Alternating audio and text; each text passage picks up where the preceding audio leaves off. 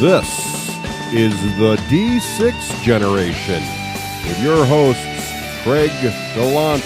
No, cut that. Keep that. Someday it's going to be worth something. Russ Wakeland. You put me in an ATST with frickin' Wookiees attacking me and whatnot? Now you're talking. And Tom Vasel in the third chair. I still think playing with Legos should count as modeling. With contributions from Total Fangirl Vampires do not sparkle. and our loyal listeners. Are you crazy? That's like 400 hours of gamer nonsense. Welcome to another edition of Rapid Fire, the roundtable discussion of all things gaming. Coming to the speed of an enraged Viking, axe upthrust in glory, rushing headlong into the burning red dawn of Ragnarok. Today's edition is brought to you by all of our Patreon patrons who help us keep the lights on, including Gary Marshall, Brendan Martin, Kelly Caudle, Nathan Owen, and Brendan Daly. I'm Geekly McNardigan, your host. Today our panelists are, as always, Russ Vacky Velch Vakelin, and the true wizard of the tower, the nabob of the network, the dominar of the dice, Tom Valiant Vidar Vasel. Let's begin. There you go. Issue number one. An embarrassment of riches is an idiom or phrase with a fixed, usually figurative connotation that means an overabundance of something or too much of a good thing. For instance, lately we've had an embarrassment of riches regarding games, TV shows, movies, news, and rumors regarding Star Wars. Question. The original usage of the phrase embarrassment of riches comes from a play of the same name, which was written in what language? Paul Rudnick Russ. Old English. Kurt Tucholsky Tom. Spanglish. Wrong! He's not even really worth saying wrong. The phrase in English originated in 1738 in Jean Ozel's translation of a French play, L'Embarrassement 1726 by Léonel G. Christin Célé Barbarians. Issue number two.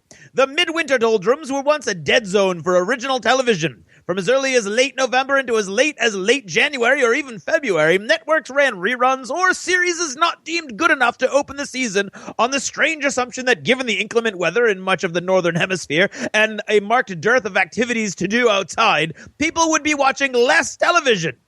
Question.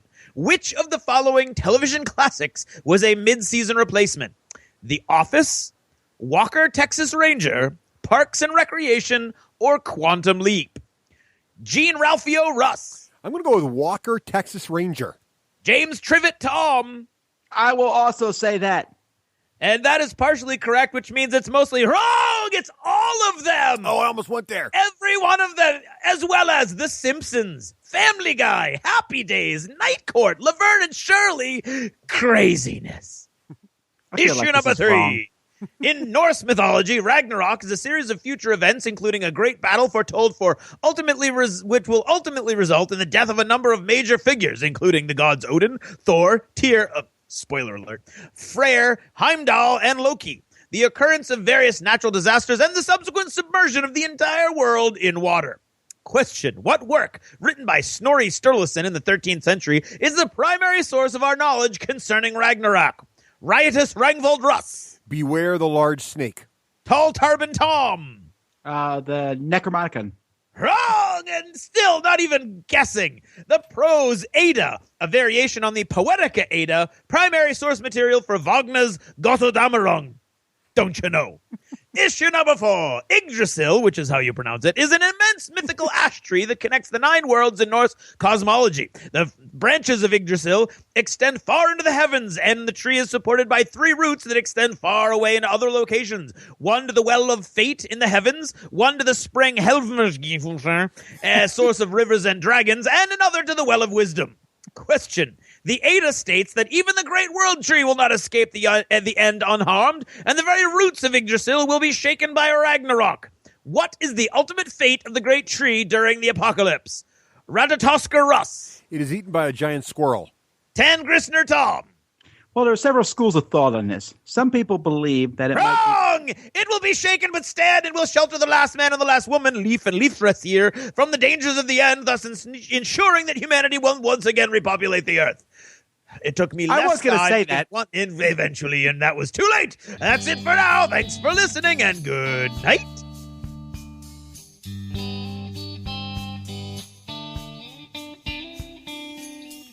This episode of the D6 Generation is brought to you by Lone Wolf Development. Take your game to the next level. And by Geek Nation Tours. Rise up and join the Geek Nation, touring the world at geeknationtours.com. And by Audible. Try the service, get a free book, and support the show. All by visiting audibletrial.com/D6G. Hello. Hello. Hey, and welcome to episode 183 We're getting up there. of the D6 Generation. I'm Russ Wakeland. I'm Craig Gallant. And I'm Tom Vasel. Hey, Tom Vasel. The Tom Vasel. I think there's a "the" in front of that, Tom. The Tom Vasel. Tom Vasel. 183 is a lot of episodes. It's not as many as the Dice Tower, though, Mr. Dean of Game Show Podcasting. Is that a word? I don't think that's a word. But it's almost half as many. Almost. You guys, now, Tom, how long have you been doing the Dice Tower now? What is the actual tenure of that show? Of the recorded show, I know we've passed 10 years. We just recorded episode 444. Right. Wow. That's a lot. That's a lot. That's fantastic. And now you've branched out. The Dice Tower empire just blossoms to not only is it, of course, the audio medium and the various offshoots of the audio medium, but you've, of course, been doing the video stuff now for quite some time. I think that technically makes you a magnate. I think it does. Maybe. Yeah. Maybe. Doesn't like power come with magnate thing? Because whenever I tell people to do stuff, they tell me to shut up. That's because Well- you're a well-loved magnate. Yes. Maybe. See, the problem with being a benevolent magnate, Tom, That's is that no one all, respects you. all about the benevolency. You need to switch over to the dictatorial magnate, and then you'll be fine. You know, That's with coming. fear. That's in about 3 or 4 years. Okay, good. You got to work on you got to establish, the dynasty, and then you can bring in the There has to be a pretty bad tragedy. yes. And then the council tells me I can't marry someone because of some stupid reason. Right. Then I'm going to go all berserk and kill kids. That's okay. Oh, That's right. wow, you Nice. got it all Wow. figured out, though. Pretty dark, but I'll take it. All right, good. Well, with Tom on the show, being the board game magnate that he is, we thought we'd talk about 2 board games today, right? One, That is shocking for everyone listening. It is shocking. So, first of all, Tom got his grubby little mitts on Star Wars Rebellion like early and whatnot. So he's kind enough to share with us his thoughts and all the details of this new hotness from Fantasy Flight. And then all 3 of us dive into Blood Rage later, the hotness that became a real big deal at Gen Con, and people are still raving about it to this day. So really excited to talk more about that also. But before we get to all that, Craig, we have a little bit of bookkeeping, a little bit of, what's the word, Craig? What's a business? Housekeeping. Housekeeping. Thank you. Housekeeping. Do you want to start us off? I wanted to have a big shout out to Sam from Games and Gears, and John from Muse on Minis, and Seppi, the creator of a game we'll talk about in a minute, who you guys will get to know more later on. Okay, because what did we finally get, Russ? Not looking free at my lunch? notes. We got our our brushes. Oh, we got our brushes. Yes. We did get a free lunch. There's nothing more amusing than watching 3 different gamer organizations vie for the check at a Mexican restaurant. I lost. I have to say, John is really the king. John of this. Damaris is Man. like the king of paying for lunch. He was so cool. So we're like arguing over who's going to buy lunch before we've even ordered. So it's Games and Gears, the And- D6 Generation, and Muse on Minis, Right. all fighting in the All middle of trying this to pay for lunch. Mexican restaurant. Which, thanks to our patrons, we can buy lunch for people. It's kind of nice. So we're arguing over this, and John pulls the old. I'm too far away to stop this. He the waitress. No. is there. You were right across from him, but you didn't notice what was happening. So he's like, the waitress is right there getting rid of the table, and John's like, and she's leaving. She's like, got her drink order. She's leaving. He goes, oh, I think you dropped this. And she looks down, and he's put his credit card on the booth next to On him. the I couldn't floor. see it. And she picks up the credit card, and he's already paid the bill before we even ordered.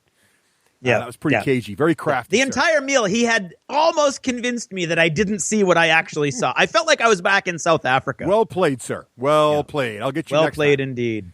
But anyway, we got our D6G brushes. It was so busy over there at Games and Gears that eventually Sam hand-delivered them to us at Captain Con. Yep. And they are beautiful. They are awesome. They're awesome. And we asked him, because remember, he was supposed to close out sales on those. We asked him if he could hold them open for just a little bit longer because there's only 30 sets left. Right. So if you were thinking about maybe getting them, but then you decided not to pull the trigger, you didn't pull the trigger, you thought it was too late, it is not too late. although it may be any moment. There's 30 of these 250 limited edition sets left.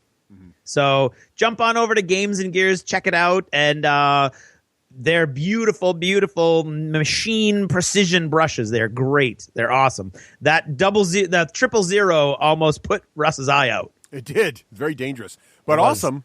Operators are standing by. Call now. Supplies are limited. So all of those things are true. So, and then, it snowed lately here, Craig. Yes, there was a lot of snow. Did not dampen attendance at Captain Con. And here in New England, when it snows, we go to Dunkin' Donuts because that's what we do. We get on our Tauntauns and we ride out to Dunkin' Donuts. And this time around, we happened to run into Mr. Vasel there. Tom, do you remember what we discussed at Dunkin' Donuts here? Well, after the obligatory weather talk, yes, I think we discussed the silver screen or the small screen. I think we or the discussed TV, the small screen. Yeah, but my screen, I think, at these days is larger than many movie theaters used to be. You're probably right. Is it silver, though? I don't know. It could be. Feels like gold, the amount I pay for these TVs. Yeah, that's true. Anyway, we talked about mid-season TV shows. We did. And so if you'd like to hear more about that on The Lost Chapters, Craig, what should people do? Well, the best way to get it is to become a Patreon. Become a Patreon. Go to patreon.com. Look for the D6 Generation, where you'll find Russ and I giving a lovely little video showing exactly why we do radio.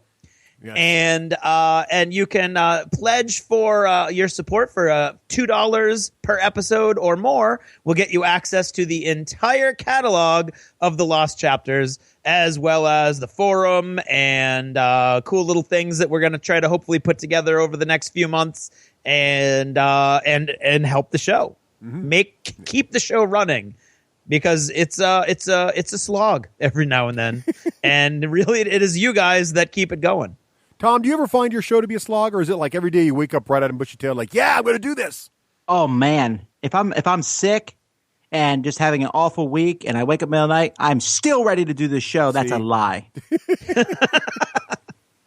Right. No, but we do enjoy it. We love it, but there are days, like anything you have to do religiously. Sometimes you get a little tired. And so it's nice to have those little pick-me-up emails and the patrons over there and the feedback. It keeps you going and gets you pumped up, even when you're feeling a little blue for whatever reason. So thank you so much. Am I blue? So, Craig, what's the time now for? Oh, geez. I don't know. I always feel like this is a trick question. Achievements in gaming. I love it. It is, Tom. And since you're so excited, why don't you go first, Tom? What have you been playing lately? Okay, folks, and this is going to get a little odd here because I'm going to talk about games. All right, that sounds good. As opposed to just Tom Vasel talking about games. No, but I mean, I'm not going to say, and Blood Rage, which we'll talk about later, and Star Wars Rebellion, which we'll talk about later, and I haven't been playing anything else. When he mocks us. All right. Look, I'm not. What? Not mocking you. I'm mocking.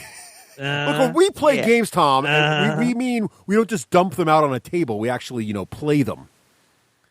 Yes, with gloves and stuff. I know, but right. All right. So I'm going to talk about some oddball games here, yes. Because we're at that moment in time when I bring when Gen Con and Essen are first over. I'll come home with all these games, tons of games, and I bring them to the game meetups, and everyone's like, "Oh, hotness, hotness, hotness." Well, when you're done playing those hotnesses, it starts to filter out. And after a while, I bring the box. I'm like, all right, guys, it's Boxo Crap night. And some of these might be great, and some of them might not be. I'm just warning y'all ahead of time that they all look like they're not great. And yet people still sit down. That's good. So this game, I wasn't sure about. It's called Portal of Morth. And I thought maybe that was just a misspelling for North, but it's Morth. I don't know what it is. Portal Morth is a game which I really enjoyed because it is essentially a tower defense game that actually feels like a tower defense game. Ooh. Each player has their a board, although you can play cooperative, and I highly recommend playing cooperative.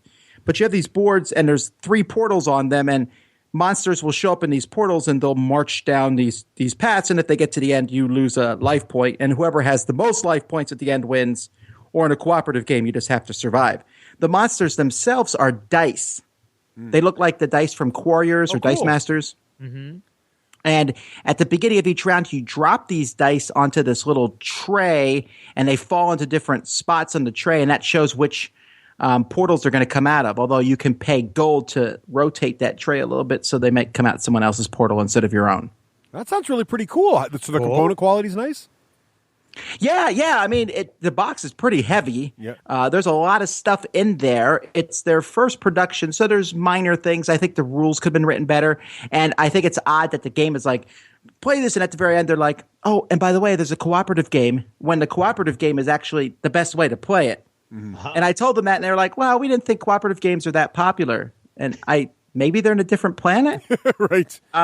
But the idea is pretty cool, and you have these warriors, and you can upgrade them. And it's just like the warriors are essentially towers, but it's that same thing that tower defense games have. There's like 2 ways to upgrade them, and once you pick one path to upgrade, you can't go the other. But then that path lets you upgrade a different way, which I like. That's cool. So a lot of fun. That's Portal of Morth. Mm-hmm. Then I played this game called Stronghold. Now this is published by. You guys have probably not heard of this. There's a small board game publisher called Stronghold. Yeah, they're really the guy's tiny, name is right? Steven. They're tiny though. They're like never heard of them. Yeah, minor player really. That's kind of being really generous, Russ. Okay, fair. This may be their first game. It would make sense since it's the same name as their company. Yeah, that normally which is something I think you should never do. It's like a band's first album. They always name after themselves, right? It's kind of a rookie mistake, really. I got a strongly worded email from them that he said, promote my game. And I said, what do I get out of the deal? And he said, but my love and admiration and stuff. So, and I know he's going to listen to this episode. Ha, ha, ha. Anyhow, Stronghold is a reprint of the first version of Stronghold came out from Portal Games. This is actually a joint version between Portal and Stronghold. And it's essentially defending a castle against monsters. It's basically what's Lord of the Rings 2? Helm's Deep. Yes. It's pretty close to Helm's Deep. Because you're attacking with goblins and trolls and things, right? So you're right, and some of the orcs can blow themselves up and take out a wall and things like that. And there's some magic in the game. It's a really good 2-player asymmetrical game. Yes. The defender has all these different things he can put out. The attacker, each game has different things. The only thing I don't like about it is that the attackers are a bunch of tiny cubes. Yes, but didn't Bonacor fix that? Did he change him to meeples? Or the attackers still cubes and the defenders are now meeples? The defenders are now meeples, so at least that's an improvement. Yep.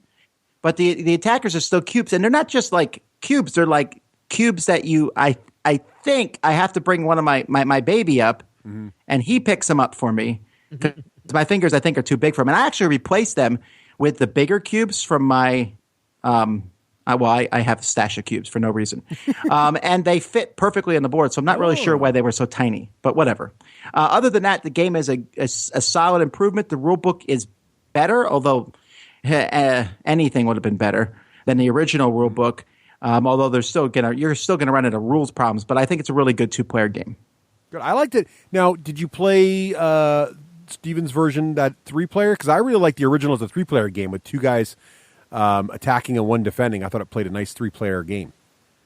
Have you tried that? Again, this is one of those things that's a 2-player game, and sure, you can have 2 people play on one side, but why? I don't know. It's fun.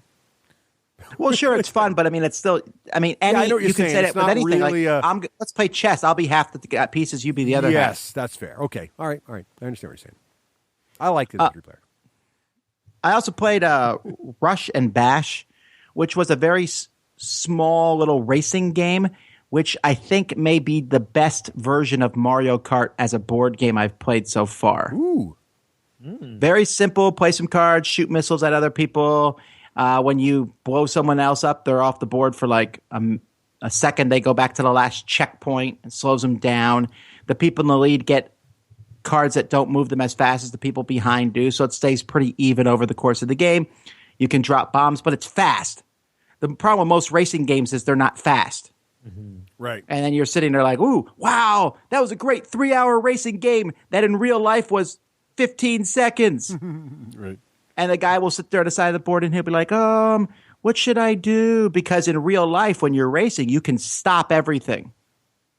Take some moment to look around, look at the speeds of sweat coming down the other driver's faces. Doesn't happen. It's garbage.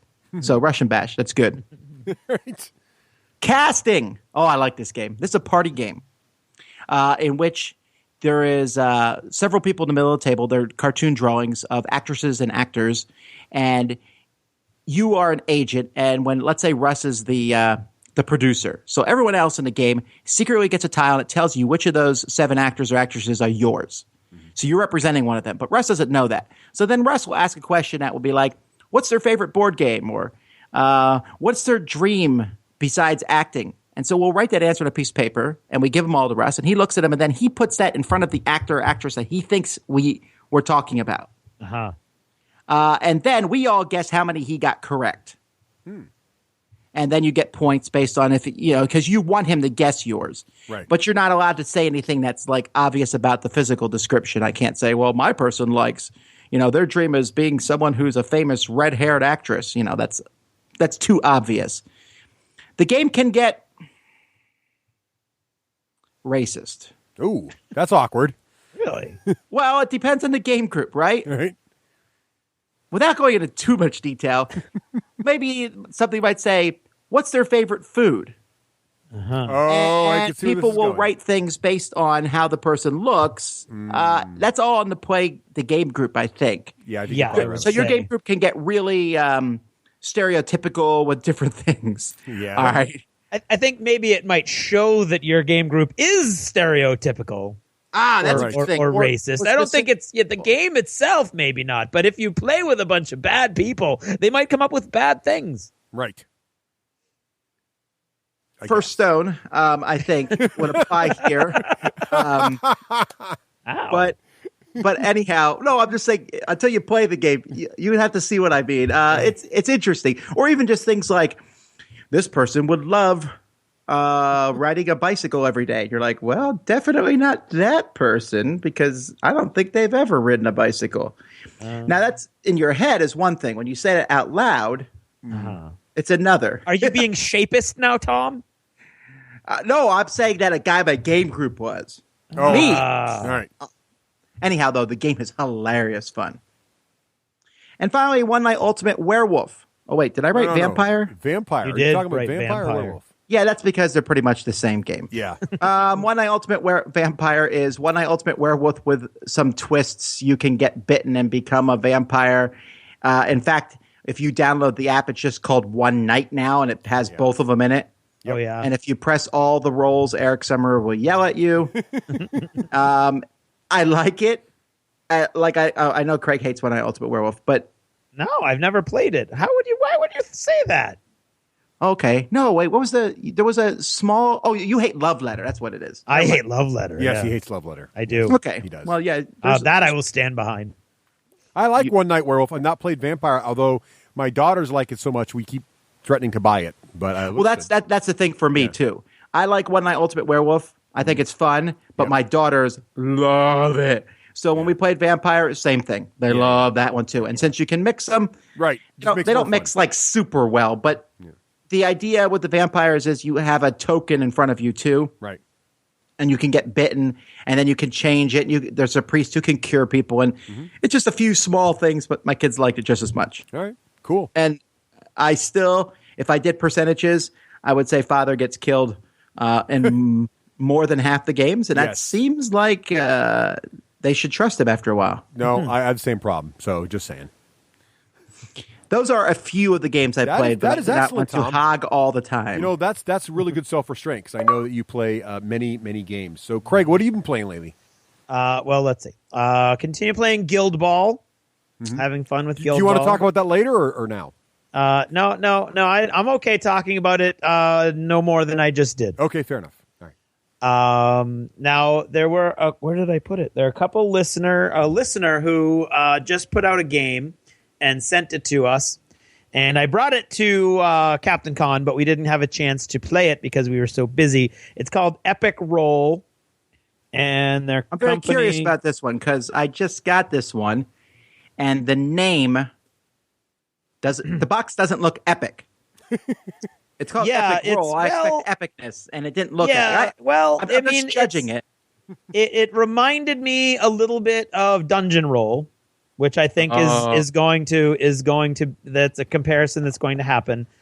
I think it's a faster game, and it's a far more simple game. Basically, very quickly, you're either going to be a wizard, a warrior, or an elf. And whoever you are, the only difference really is going to be you get one die that's a really cool custom dice that are etched. If you're the elf, you get the green die. If you're the warrior, you get the red die. If you're the wizard, you get the the blue die. And they have some combination of blanks, shields, and swords on them, or some of them have a sword times 2. And that's how many wounds you're going to do to the bad guy. And a shield allows you to block the bad guy's die. And you're basically fighting your way through a graveyard to try to fight the lich that lives in the middle of the graveyard. And you have 6 battles ahead of you, and you're going to roll randomly. The first 3 battles, you're going to roll the die that has green words on it, and that's going to give you either a mummy. I don't quite agree with the power creep, where a mummy, a ghoul, or a skeleton are less powerful than a ghost, a zombie, or a banshee. But the first 3 battles are going to be a mummy, ghoul, or skeleton. The only difference is how many wounds they have, and they're all rolling the same die. So they're rolling a black die that has some swords and some blanks on it. So you just keep rolling, and you accumulate your wounds, whether wounds they do to you, wounds you do to them, and you hope that you survive to kill them. If you kill them, you get a choice to, without resting, move on to the next battle, where you roll randomly again, and you try to get as far along as you can along the track. If you win your 3rd battle, you get to immediately go into this center base camp where you're safe, and from now on, if you get killed, you go back to the base camp instead of your starting point all over again. And you level up, which is basically you get access to this die that is all blanks except for 2 stars, and each of your character types has a special ability that's triggered by the star. So, and then you're playing the die that the monster die that gives you the ghost, the zombie, or the banshee, who have more hit points than you do. And so again, you fight 3 times, and then you fight the lich, and the end result fighting the lich is the exact same, except that he gets a black die that has 2 purple stars on it, and he can heal whenever he rolls that. So it's very, very simple. You're just rolling these dice, and you're like rolling the dice and hoping. It's kind of a press your luck game. With the artwork is awesome. It's beautiful, beautiful artwork and components. And every time you win a battle, you get a card as a reward. And the cards count as a single wound to a monster, a single point of healing for you, a shield that allows you to play it to block the die of a monster, or this really cool fire and ice yin-yang symbol that allows you to block somebody else using a card. So you can kind of screw with your neighbor a little bit. So it's a very, very, very simple game. The components are beautiful. I had a good time. Reese loved it. Karen played it and enjoyed it. And then I played it a few times with Joe and Pete, so old-timey gamers, and they had fun too. So it's a very simple, quick game. Box, I think, says 15 to 20 minutes, and I think that's probably spot on. So I played that. That was fun. I bet Russ could review it for an hour, though. He could easily, yeah. At Well, Captain I think Con, you're missing some nuances there, but we'll let it go. Yeah, well, thanks. I brushed over a lot of the nuances. At Captain Con, we had it was the good old days, Russ. Yeah, it was a good time. Back in the good old days, like when we were part of the whole thing. It was awesome. And we did a Beyond the Gates of Antares battle event where we brought in Russ painted up all his units. I did a bunch of terrain, so we had a beautiful urban board, and we had a bunch of people come in, most of whom had never played the game before, although a couple of them had bought the starter box but hadn't started working on the models yet. And we had a great game. It was a blast. Everybody had fun. Yeah. Battle Foam gave us 2 beautiful bags to give away. The brand new Sirocco hard case was the big hit, and then another one of their new standard bags with all the Molly straps all over it and everything. And then Warlord, of course, the maker of Beyond the Gates of Antares, gave us just a box ton of models and templates and stuff to give away as well. Good time. Russ, do you care to talk at all about that? We had a great time. I was really impressed with the turnout. The players didn't have a great time. Everyone left really they were almost fighting over the models more than the battle foam bags, so which meant they were really engaged with the Antares, and it really impressed them. Yep. So Yep. I was really excited to see that, and thanks to everyone who participated. Really good sports, lots of yelling and screaming, and people came over afterwards and were saying, we could hear you yelling and screaming all the way across the convention. So it was, that's the way we roll. Or good more than times. point, that's the way Russ rolls. good times. So really enjoyed that. Were they happy when they said that they heard you across the convention? Because think the so. guys who come in and say, we were trying to play a game, I know, and you right. ruined our fun. We were trying to have a nice quiet moment. This wasn't that kind of convention. No. This was a convention where it was there were a lot of board games being played, but it was mainly miniatures gamers. Mm-hmm. And there was nobody wandering around brooding and taking themselves too seriously. It was great fun. It was, and also wanted to thank just everybody who showed up and played, because it was just really a lot of fun. So thank you. We very did. We'd had a blast. much. And thanks to CaptainCon too, and all the New England Privateers for all their support. Oh, they reached out to us. Yeah. They made us feel welcome and part of the team. They actually, we were like backstage half the day. We had a blast, and those guys, a super shout out to them, all of whom are listeners of the show, by the way. And just a super, again, a big giant thank you to them for letting us come down and making us part of the whole thing. It's all we ever wanted. Then we played Seppi's new game. He's the guy who came up with Squirrel or Die. You'll remember that from Adepticon last year. Yes. His new game is called End of the Line, and its Kickstarter is actually going probably right now as you listen to this show. Yes. What's End of the Line about, Russ? It's awesome. So it's sort of like the apocalypse has happened. Each player is playing a family of meeples Yes. in various colors. And Mommy, daddy, little boy, and little girl with a dog. Right. There's the purple meeples, green meeples. Seppi shared with us that when you're making colored family meeples, you don't make black family meeples or white family meeples, which seem like sound Or reasoning to yellow. me. Or yellow for that matter. Yeah. So, but it was great fun. And basically what happens here are there are different sort of pieces of cardboard out there that are the various lines for supplies. And there's a supply line for ammo and for food and for water. And fuel. And what you want to do, and there's all these cool little food meeples and things for these different resources. And you want to get your different family members in the various lines. And if they can avoid the end of the line, i.e. stay in the front or middle of the line, the very first person in the line gets bonus resources. And the folks in the middle all get one resource of that type, whichever line they're in. And then the person at the end of the line, well, they've run out by the time they get to you and you get nothing. But what makes the game really interesting is each player has a hand of cards that they can use to both either openly play and cause trouble or lock in face down to various lines that will make rules that will come. And all these rule cards are great. They're all references to various movies or TV shows. So, for example, there's the Children of the Corn Must Be Fed law. And if that flips over, then any adults in the line die. Yeah. And only the children get supplies. And, of course, now, if you had any adults in that line, they're dead. They're out of the game. And if you want to be the last surviving family. So you want to make sure your family is the sole survivor. So it's player elimination, but it goes very, very quickly. Crazy. There are cards that can bring people back from the graveyard. For instance, You're My Woman Now. If you're in line with somebody else's mommy meeple, you can turn that meeple into your color. Mm-hmm. Just so funny stuff. Lots of sci-fi references. It was really, really funny. I had a blast. Not just saying that because I won. You did win, too. I did win. So good times. So that's a lot of fun. That was good. We played with the Games and Gears guys. We played a top secret Andy Chambers project, which we cannot talk about. No. But apparently it warrants a mention on the show. Well, we just want, this is more of a play saver so that we can say, remember when we said we played that game? Yes. That's when we played it. So remember that we said we played that game. Yeah, we can't talk about it. It's beautiful, though. Yeah. And then Blood Rage, which, makes this whole episode actually possible. Right. We'll talk about that later.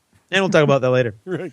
And then last night at Millie's, my group got back together again, and we played 2 more missions of the Imperial Assault Twin Shadows mini campaign, missions 2 and 3. We had R2-D2, and now we have C-3PO because we managed to win those missions.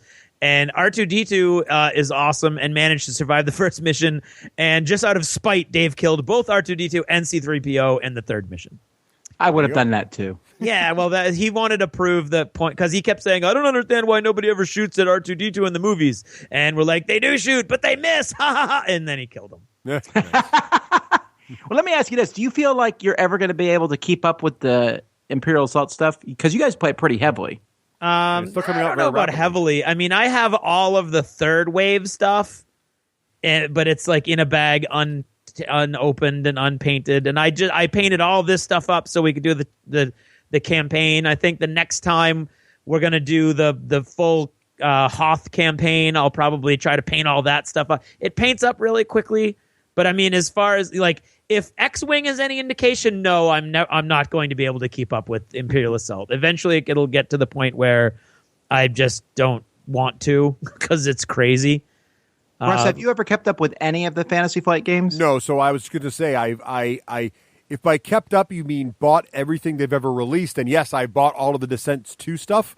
Have I played with it all? No, I have not. You bought all the lieutenants and monster packs? Well, no, actually, I've fallen behind on the very latest ones. I think the last batch of 3 I do not have.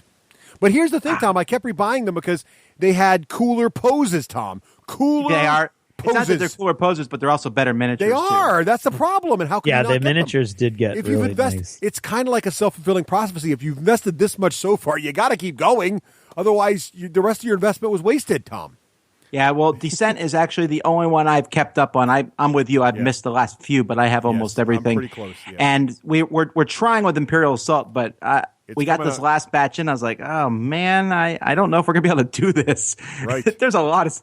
They don't fool around when they come out with new stuff. No, they don't. No, they don't. When they get a good game and they know it, they crank it out. It's like tidal waves. Yeah. Oh, I have all my Armada stuff so far, but Well, that's good.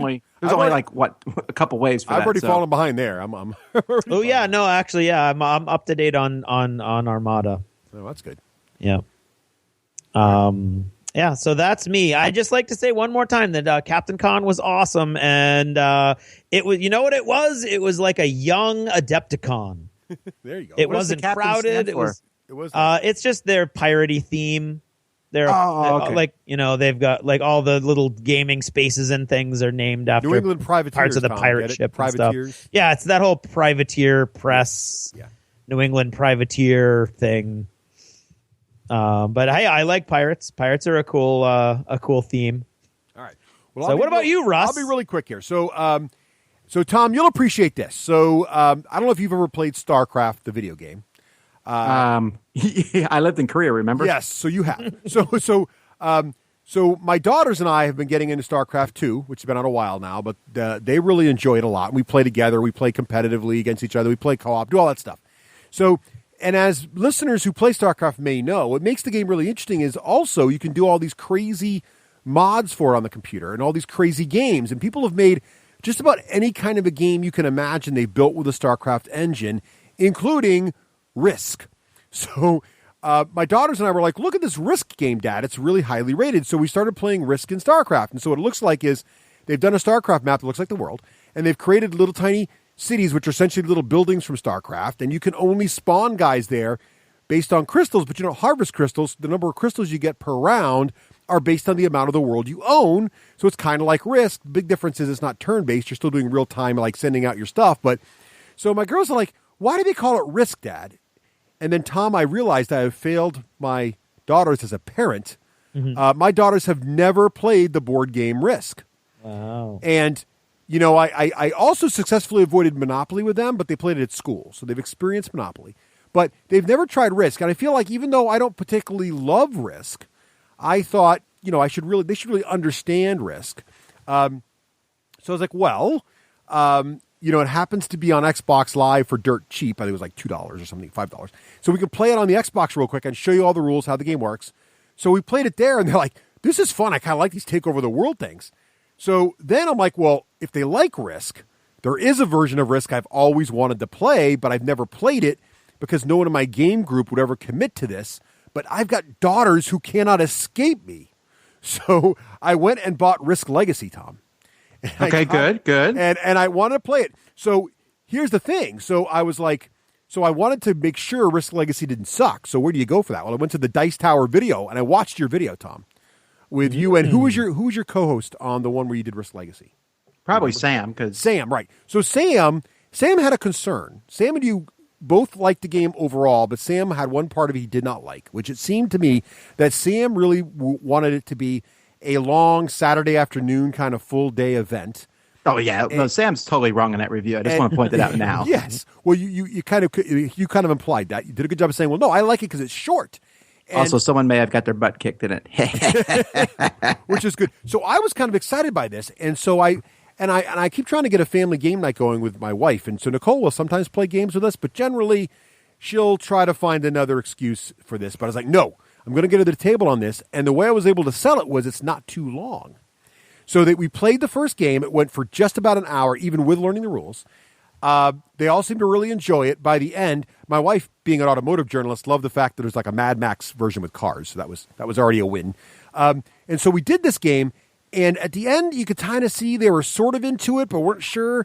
But as soon as we started naming the continents and naming cities and founding secondary cities, they were all into this. Like, what do we get to play again? I want to name a continent. And wait, if I start in that continent, I get bonuses just because I named it. It was like they were all into it. So I'm really excited about this going forward. I'm looking forward to reporting on it further. But so far, Risk Legacy has been a big hit after one game only. But still. Really, if that's a big hit, I mean, Pandemic Legacy might be a big hit with them too then. Well, my girls aren't as much into co-op games. They don't like the co-op games. You don't teach them to get along. No, that's right. I don't.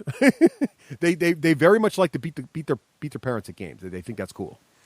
So I might try that, but let's do the Risk Legacy. I'm going to do one legacy game at a time, Tom. I'm kind of looking forward to Seafall also. Actually, that's an understatement. I cannot wait for Seafall. I am like so excited for that game. So when's that coming out, Tom? Do you have any inside information for us? Tell us when. Gen Con. Oh, is it? Oh, good. That's exciting. Oh, good. All it's right, not actually inside information. That's pretty public. Look, I can't be bothered to read. The level of hype for Seafall, though, is super high. I hope it's a good game because me too. There's like so much hype at this point. I know. It's kind of like Star Wars at this point. It has a lot of room to fail, so hopefully it won't. But he hasn't failed us yet. Rob is a good designer. Yeah, I have high confidence. All right, so that's my gaming. Is high. What about modeling, Tom? Do you paint anything at all? I mean, and what you do with the Speedo doesn't count. Right. You took my jokes. I did. I totally did. Okay, well, I put together one of those Thomas the Tank Engine sets for my son, so I'm going to count that. Yeah. Although it wasn't Thomas the Tank Engine, it was generic, cheaper version. But he just turned 2, so it got to preserve this legacy. Sam Healy and Rob Oren do a show called Battling Brushes on our video thing, where they're teaching people about painting from a perspective of, hey, anybody can paint. They don't profess to be professional painters. Right. They just show what they can do and stuff. Well, I'm still not painting, but Rob is starting to slowly paint my stuff for me. He painted all my Blood Rage stuff. This is brilliant, Tom. What a plan. Mm-hmm. It's not a plan. In fact, every time he comes over, I'm like, look, you don't have to paint anything else, but just so you know, I got this. Look at these miniatures. And he's like, wow, those have to be painted. I'm like, I feel that too, but seriously, don't paint them. Oh, you took them? Okay, fine. So right now they're painting the Arcadia Quest. I mean, Cool Minier Not, the miniatures that Cool Minier Not puts out are like just begging to be painted. They really are, yeah. Like we just got Besieged, which is not that great of a game, honestly, but the miniatures are just phenomenal. Mm-hmm. But anyhow, so there's that. And then I don't do a lot of role-playing, but every year I back Dwarven Forge. Mm-hmm. Every year, because I can't help it. And so this year they did, I don't know if you guys saw, they did the 3D stuff. Yeah, the cities. The cities and houses. And so amazing. That came in and it worked just like they said it did. You can build 3D houses. And I pulled it. My kids were like, this is amazing. So they started playing with it and they're building it and building these huge setups. And Z said, you just bought a really expensive dollhouse. But I'm counting that as modeling because I don't know. You could put it together. Yeah, but I have to say Dwarven Forge, I'll probably back their next Kickstarter too because their stuff is just so good. It is beautiful. I didn't get the city stuff, but I got the caverns and the dungeons, and I love it. Yeah, I get the caverns and dungeons, and every year I back it, right? And then they send you that pledge manager, and you're like, oh. Look at all these add-ons I could do. But I could add these add-ons, and I add a couple, right? And then that stuff gets shipped to me, and I'm like, oh, look, I can build this river. Oh, you know what? I wish I had done those extra add-ons. And then, they get me. They get me. Their stuff just so good. They're good. They're Tom, good. have you figured out how to use Dwarven Forge with Descent? Because I feel like that's the sweet spot there. It is. The problem with Dwarven Forge and Descent is Do you have you seen the Dwarven Forge stuff in person? I have, Russ? yes. Craig owns just about everything they've ever made in terms of dungeon. Right. Well, like they have these walls that take up half of a square. Yeah, that's the problem. The squares don't work quite right? Well, the cavern ones are better, if I recall correctly. Some of the cavern ones are better. So I have to like make everything a little bit bigger. And when I do Descent, I make it pretty close to what the map looks like. A few squares may be off, basically, but it's not that big of a deal anyway. Right. Mm-hmm. I think and I'm the dungeon master, so I can do whatever I want. Yeah, and I think the aesthetic outweighs the slight, accuracy. That's how I feel. It does. And my problem is my Descent stuff's not painted.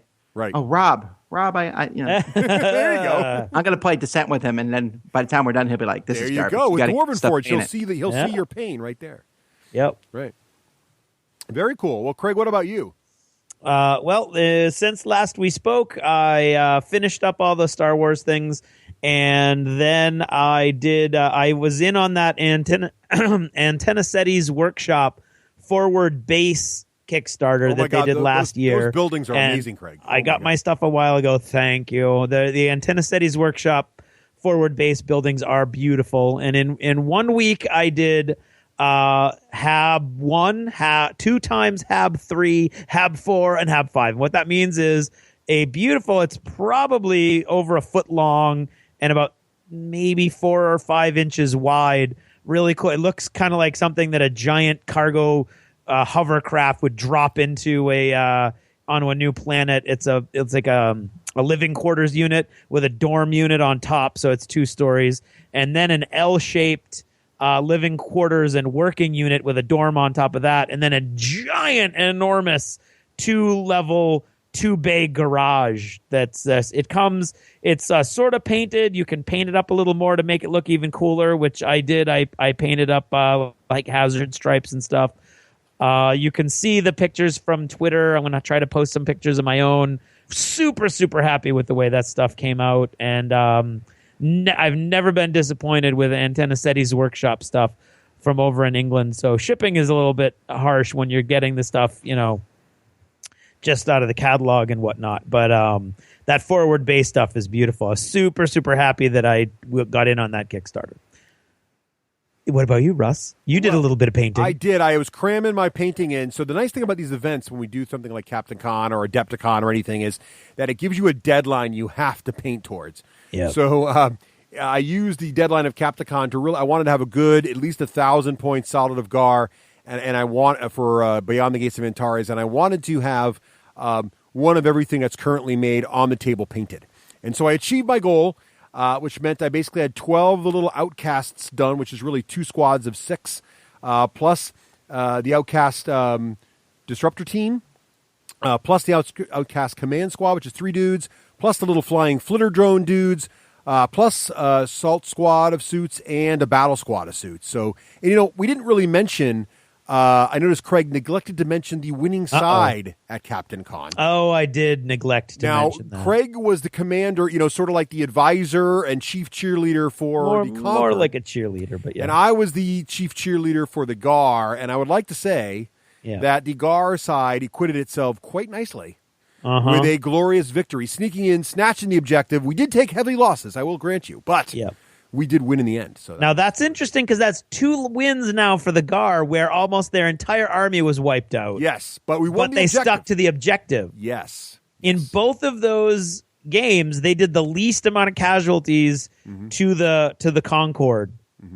It's all about focusing on the mission for the Gar. Go for the mission. Stay on target, people. And that was crazy because that came down. There were a couple times when the Concorde could have pulled it off. It was really but close. was shooting at the wrong target or just got bad dice when they needed it most. Yeah. So what about other stuff, Tom? What about TV shows, movies, books you're reading? Well, I feel like I'm not going to talk about much TV because we did that at the Donuts place. Let's flip that part. That feels pretty good. Yeah. I'm reading a lot of books because this whole Kindle thing is just everywhere I go. Now, do you have a Kindle? No, but there's a Kindle app for the iPhone and the iPad. Right. Good point. Yeah. And so I have a different book open on each one. So I'm flipping from book to book depending on which one I pull out at any given point. And I also am reading a lot of Marvel Unlimited. I'm just loving that. Yeah. Basically, a subscription, and it's 6 months behind. But considering I don't care, right, It's I just like, oh, this is what's new this week. Yes, it's 6 months old, but for me, it's new. So I'm pretty happy with that. Although they're currently embroiled in this new Secret Wars thing, which is the single most confusing comic thing I think they've ever done. But anyhow, let's see. I'm reading The Free Lunch from Spider Robinson, which is about a boy who decides to live in an amusement park that's very similar to Disney World. He tries to go underneath and hide in things. So I've just started that, but that one's pretty interesting. I'm also reading The Star Beast from Robert Heinlein because he's one of my favorite authors, and so I'm going back and getting all his stuff or his pre 60 stuff. Right. He got really odd in the 60s. He did actually get quite odd in the 60s. I started reading this the Fractured Era Legacy Code trilogy. Ooh, what a title! Yeah, it's 3 books, and I read all 3 of them because I kept saying, "Well, it's gonna get happier. It's gonna get better." And now I'm waiting for the 4th book, and I'm gonna read it because I have to believe somebody is gonna have a happy ending in this. It's very Battlestar Galactica, where basically everyone's on these ships. Earth has been destroyed, and they're looking for a new Earth, and so they're jumping from spot to spot, and they're not really fighting anybody. There's no Cylons or anything, but they're fighting diminishing resources, and they have this really annoying case system that's been set up. And I like it. It's really good writing, but it's just kind of when I'm done, I'm like, oh, I got to watch, something that's funny. The end is nigh. The end is now. The end has come. I'm loving. These are 3 books, a trilogy of short stories. One is about before the apocalypse. One is during the apocalypse. One is after the apocalypse. And what's really cool, kind of apocalypse? Well, there are short stories, so it's different. It might be zombies. It might be a comet hitting cool. Earth. And I really liked it because in the second book, I was reading one of the short stories, and I was like, wait a minute. I know these characters. And many of I would say a good 75% of the stories are, I forget what they called them, but whatever the word for a trio short story is. They're basically the same author talked about, they followed the same storyline between these 3 books. Oh, wow. Now, sometimes it was with a different character because the character in the point of view in the first story, he got the comet hit him or something, But it was really well done. I really enjoyed it. And there's some of them the Apocalypse Triptych? Is that what you're talking? The Apocalypse Triptych? Maybe that's what it's called. But I was very impressed with these. I really enjoyed them. And then I know I'm really, really behind the curve on this one, but I finally read Ready Player One. Oh, that's a great book. What'd you think? And the follow-up Armada. Ready Player One, great. Really liked it. The main character's a little cocky for my taste, but not too bad. And just enjoyed the whole thing. And I wondered if I was in that society, how deep I might be down that rabbit hole myself. Armada was extremely disappointing. Yeah. I really went into it all right, same thing. And it was the same thing, but it was kind of hey, and the storyline, pause for a moment, 80s reference. Okay, now back to the story. 80s reference.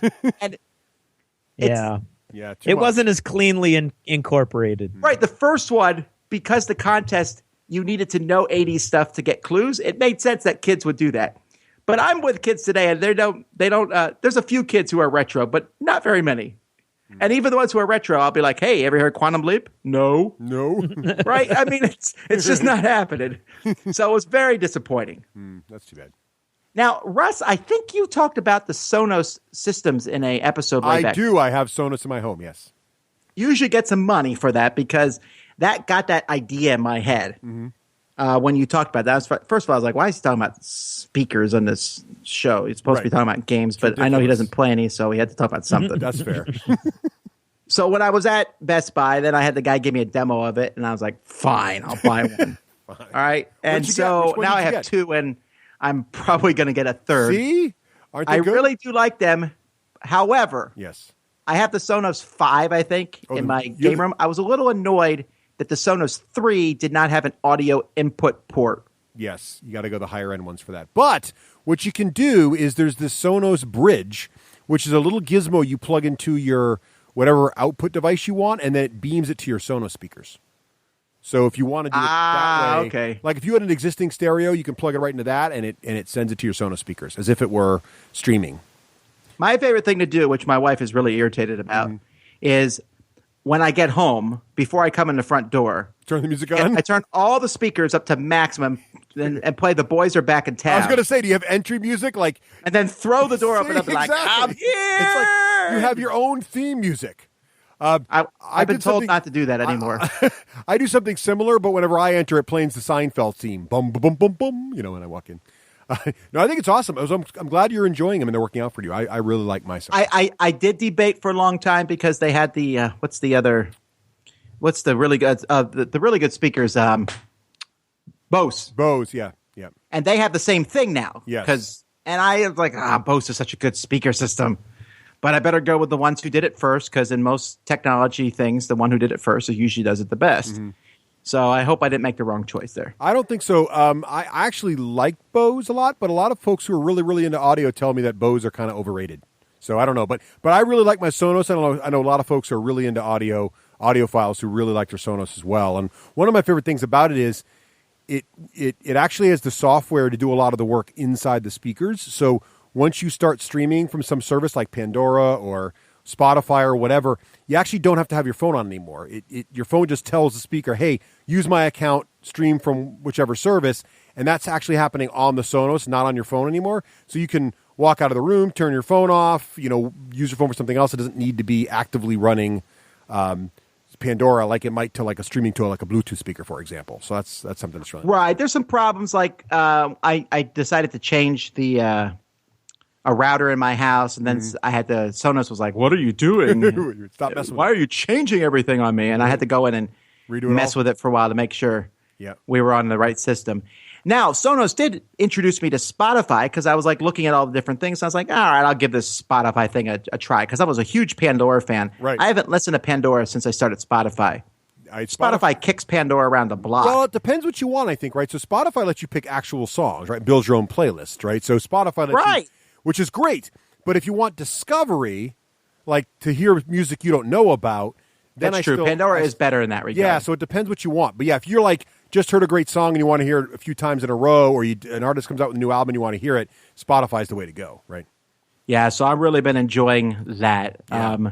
And so that is what I've been doing. I haven't actually seen any movies other than Star Wars, and I'm assuming you guys talked about that in a previous podcast. We have once or twice, but I'm glad you enjoyed it. I assume you enjoyed it.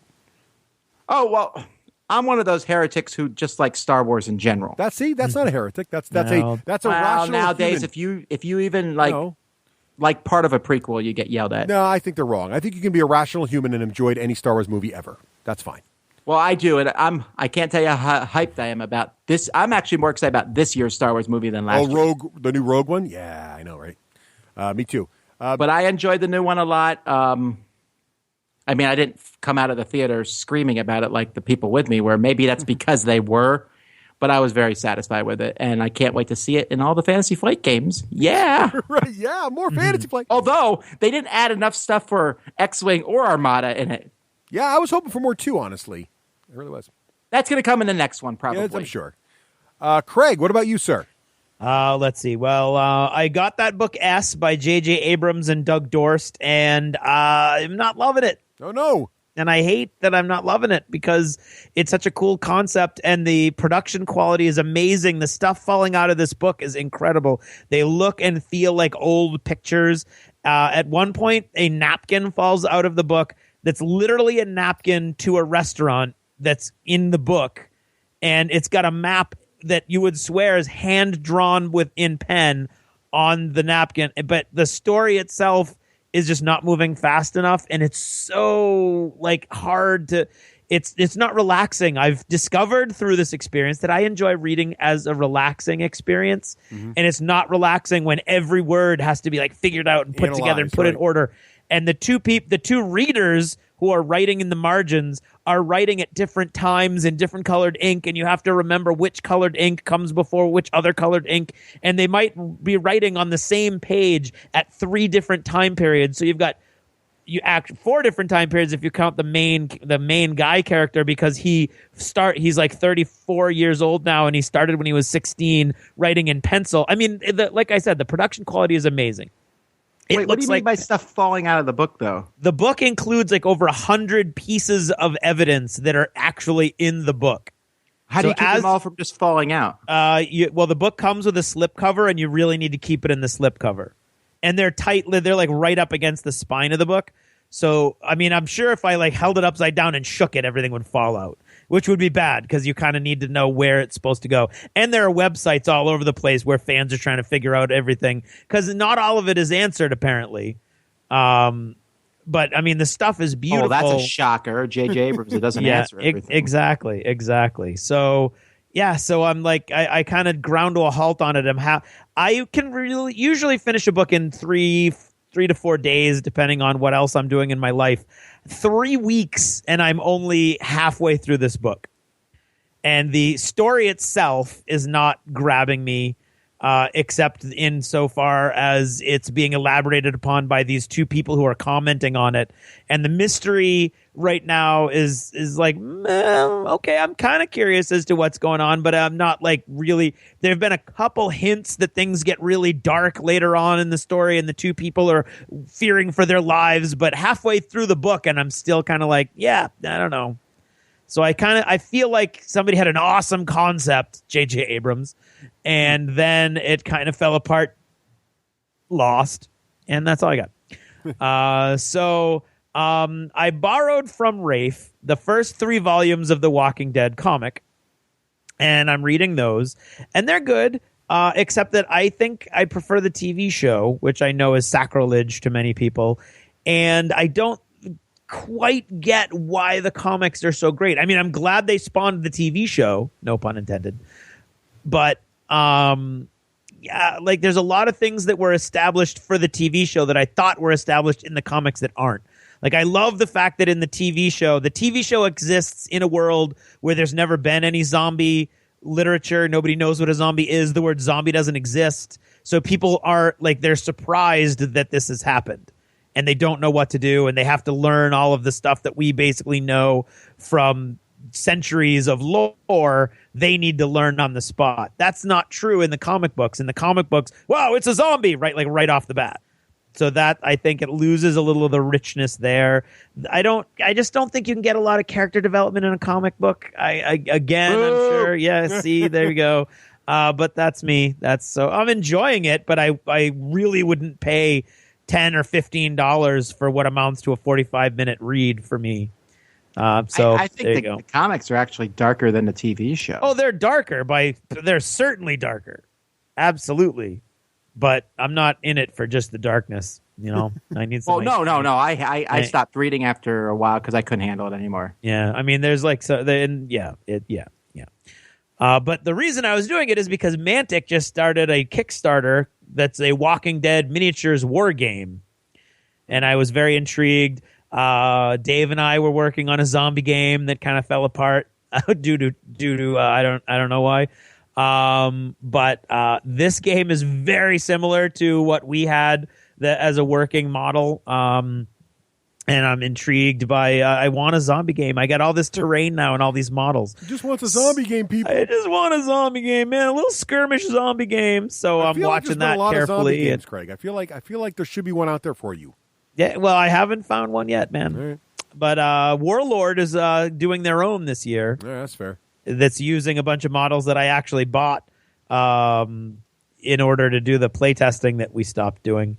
But I don't know. The Walking Dead all-out war Kickstarter game is looking really good too, and the playtest rules came out like yesterday, I think, and they look pretty neat. So I've been watching that. Re-listening to The Expanse by James S.A. Corey and really enjoying it. You learn all over again why you love these stories. TV Lost Chapter for Deeper Thoughts, Legends of Tomorrow, Shannara, Agent Carter, and Longmire. Watching a lot of those. Never knew how much I loved Wyoming. Never even been there. And for movies, this is where I'll get crucified by some cinephile out there. Rafe and I went out and saw The Revenant a couple weeks ago. Really did not enjoy it at all. Beautifully shot, beautifully acted. If you like your main character crawling all the time, spends most of his time on his knees. crawling around and injured. And he's like a superhero because he just can't be killed. That's pretty much it. And then last night, before game night, I went and saw Pride and Prejudice and Zombies. And I liked it. Did you like it? I liked it. So, but like I said, I like zombies. It's kind of weird. It's sort of a weird take on zombies a little bit, and obviously it's a weird take on the Pride and Prejudice characters. But yeah, I thought it was fun. And do you know how close it is to the book? It is close enough to the book that the characters have the same names. Well, no, it's been a long time since sophomore literature. No, I mean the book Pride and Prejudice. No, I know. I haven't read it since college. I read it in college, and I haven't read it since. I'm ashamed. It was out back then? Very nice. That's it for me. No. No, I mean, I'm talking about Pride and Prejudice and Zombies. Oh, Pride and Prejudice and Zombies. I don't know. Sorry. I thought you were talking about the original Pride and Prejudice. No. Not everything I say is mocking you. No, I was. Well, you can understand why I thought so. No, but let me. Is this one of the movie trailer has me very intrigued because I went into but I really like the way the women were pulling knives all over the place and just is it? Well, that's because if you're going to a ball, you can't bring your sword, but you don't want to go unarmed. No, and it looked kind of fascinating. Is it campy or do they play it straight? No, they play it pretty straight. I mean, there's a little camp. It is what it is. There's zombies and Pride and Prejudice, but is it smart or they're stupid? Playing because it safe. I hate when they're playing it stupid straight in a zombie situation. There's a couple moments where you don't really get there's a couple cheap moves where somebody's left oh my god, what's gonna happen, and then they just stumble in later on for the sheer effect of you not knowing whether they got bitten or not. And they don't just come out and say it. And there's a wound, but is it a bite or is it not a bite? And it's not supposed to be a bite, but it could be a bite, the shape of it. And so there's a couple little places there where they get coy, but for the most part, I thought it was smart and not overly campy. As my friend Russ says, just enough cheese for a good hero sandwich. That's right. And that's me. All right. Well, real quick, because we are way long. I blame Tom. Way long. So first of all, we're having a great time with StarCraft. Both my girls are into this, but Kit, my youngest, is more my video game player, and Rose is more my modeler player, and Kit is loving it. Also, being the little technophile that she is, Kit also just recently had a birthday and got into drones. So she originally wanted quite a large drone with a camera, and I kind of explained that A, they're expensive, and B, they must be registered with the FAA. So we got her these. Have you seen these micro drones? This thing is 2 inches square. It's tiny, right? It's small. Really? And she was a little nervous because she kind of was nervous that she wasn't going to love it. It was going to be small. She is loving this thing. She's flying it around the house. It's like an insect. Her favorite thing is to terrorize her big sister. So Rose is constantly fleeing in terror. But it's awesome, and we're turning it into a game. So I'm making little landing zones around the house, and she tries to land them in the right order and fly through little hoops and various things. And having a blast with that. It's a lot of fun, and it's very affordable. It's like a $35 gizmo. So I got it at Brookstone for her. So if your son or daughter has expressed any interest in that sort of thing, really, really happy with that one. We talked about TV already. I'll skip all over that. The only thing we forgot to mention in our TV show, gentlemen, is anybody watching the new X-Files? I didn't like the old X-Files, so... Okay, no, I wasn't a big fan It myself. is predicated on the fact you like the originals, but if you do, this is technically season 10 of the X-Files. It's not really a reboot. It's just an add-on series. It's like they took a break and then came back. And I'm actually really enjoying it. They're not trying to make it some big, giant, melodramatic plot. It's just 6 more episodes of the X-Files, and the last one was actually pretty funny. It was really pretty good. And speaking of things that begin with X... I've also started playing XCOM 2, which is the sequel to the rebooted XCOM, which came out a couple years ago. And oh my, I am loving it. Now, what's interesting about this game is that it's getting some mediocre reviews because people are saying it's too hard. I think it's because I come from a time when games were hard. And a lot of these video games are spoon-fed. Back when I was a kid, we had to play hard games, but what's cool about here's the reason it's hard is because they've added turn limits. So think about XCOM is essentially a miniature skirmish game. Okay, so it's turn-based. You're controlling all these individual models. There's Overwatch. You're using cover. It's very much, if you like miniature skirmish games, you will love XCOM. And the original XCOM was great, but you could just kind of go on Overwatch most of the game and wait for the aliens to come to you, and you just waited for them to, walk in your line of fire. In the new one, there are things that happen like they've captured a prisoner. You got to rescue him. They're going to drive away with him in like 10 turns. So you've got to get there in 10 turns, which means you got to take risks. And what makes this particularly challenging is in XCOM, all your characters are leveling up and you're starting to kind of build relationships with them. And you've had this guy for 10 missions and he's now level 12 sniper and he dies. And you can revert to your save, but sometimes it's been a really long mission and you've got to make sacrifices to get there in time and you're going to have to kill somebody. And so these are tough decisions, but I think this makes the game fun. So if you like miniature skirmish games and you like really good tactical military thinkers, XCOM 2 is a fantastic choice, and I would highly recommend it. So there you have it. Whew, that is achievements. Ugh.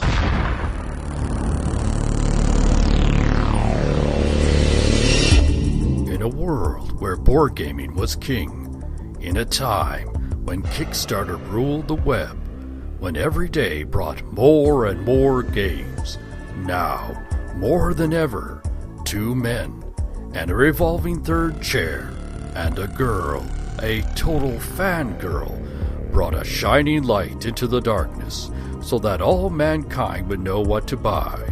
They are the D6 generation.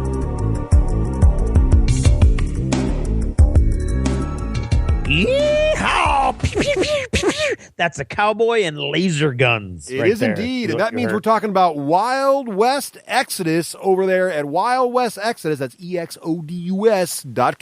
By Outlaw Miniatures. And my favorite thing about this website, Craig, is all the factions right up there in your grill. It's like, look at all the different folks. It's an embarrassment of riches, if you will, Russ. It really is. I mean, and I can't believe, Craig, how quickly the folks over there at Wild West Exodus have really blown out all these great factions. The poses 10 are factions and the mercenaries. The models are fantastic. I know you've written the background, so it's sort of self. But the background's awesome, Craig.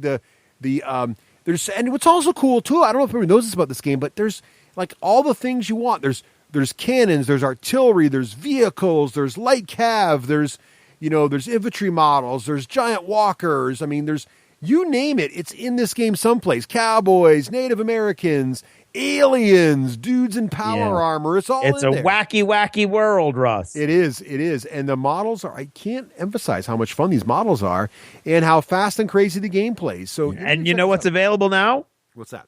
Heavy Rail, the graphic novel, has finally finished. Yeah, woohoo. So the graphic novel, which some folks at the very beginning got a couple comic book versions of, the couple issues of the comic book has been all put together as one graphic novel on the website. That is awesome. That's exciting. Somehow my name's not on the cover, but that's okay. That's okay. I don't mind. Don't mind. It's my graphic novel. It's awesome, Craig. And don't forget also, they're doing a great job of keeping the rules up to date now. If you go over there, click on the rules updates, you can get PDF versions of the main game Free rules PDF available, for download free. now. Read the game rules before you buy. Understand what you're going to be playing there. All the faction Fun, cards, character-driven, fast and furious. all the faction cards are there. You can look at every single character in the game, see how he plays before you decide your faction. The errata's right there. It's all there. Easy to learn, easy to play, and some great models to choose from. That's all over there at WildWestExodus.com. Yeah!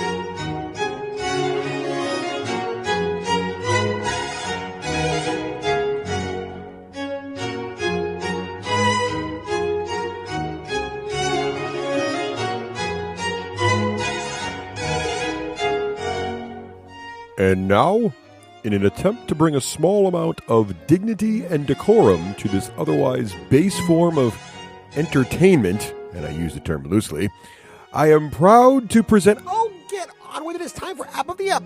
Seriously, Wakeland, I used to have my own segment, and now I'm relegating to announcing this pap. Hey, you're lucky we still use you.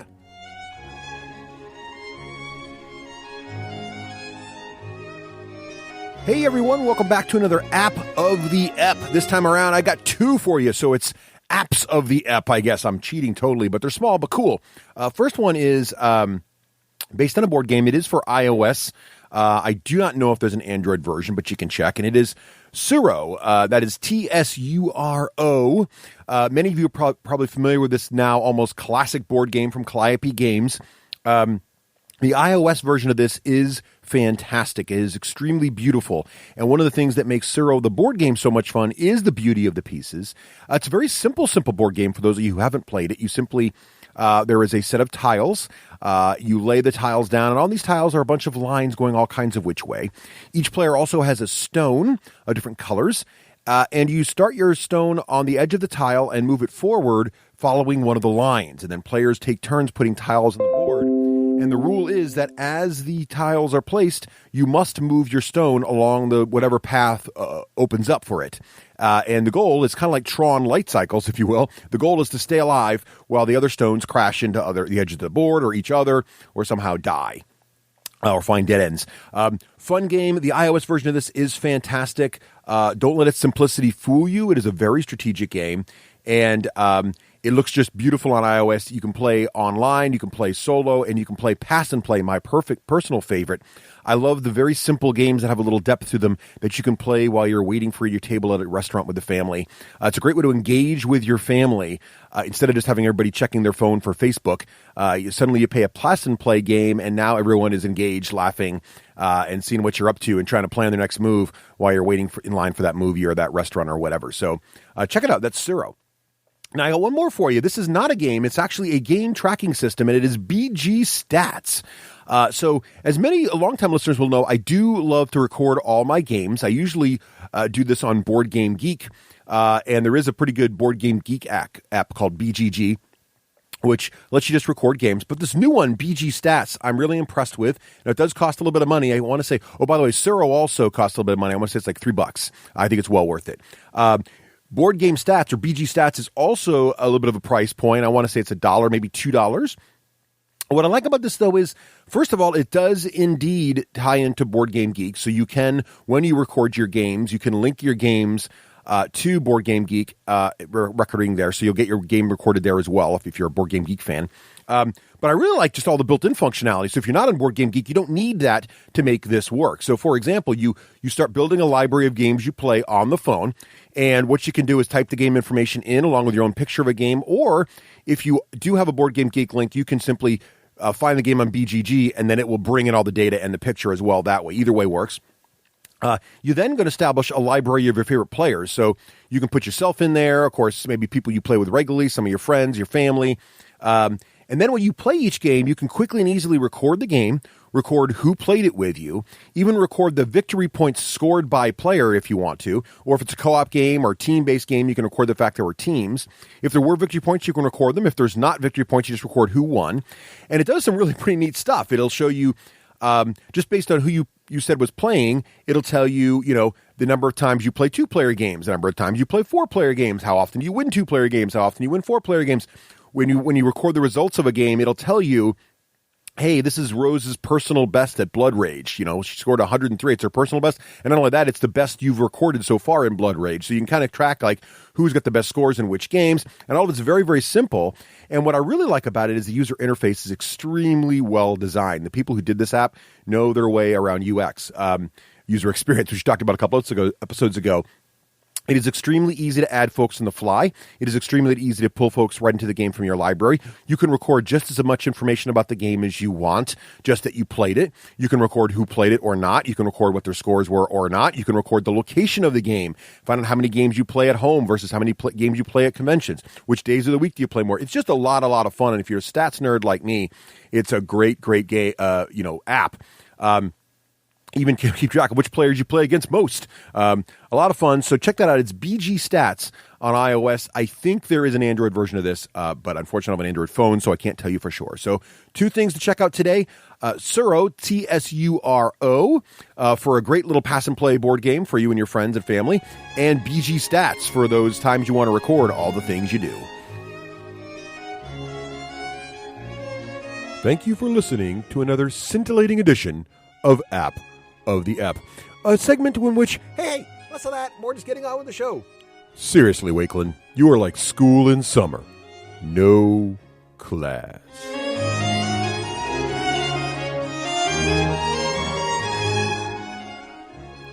welcome back. Now, you know what's great about having someone as esteemed, Craig.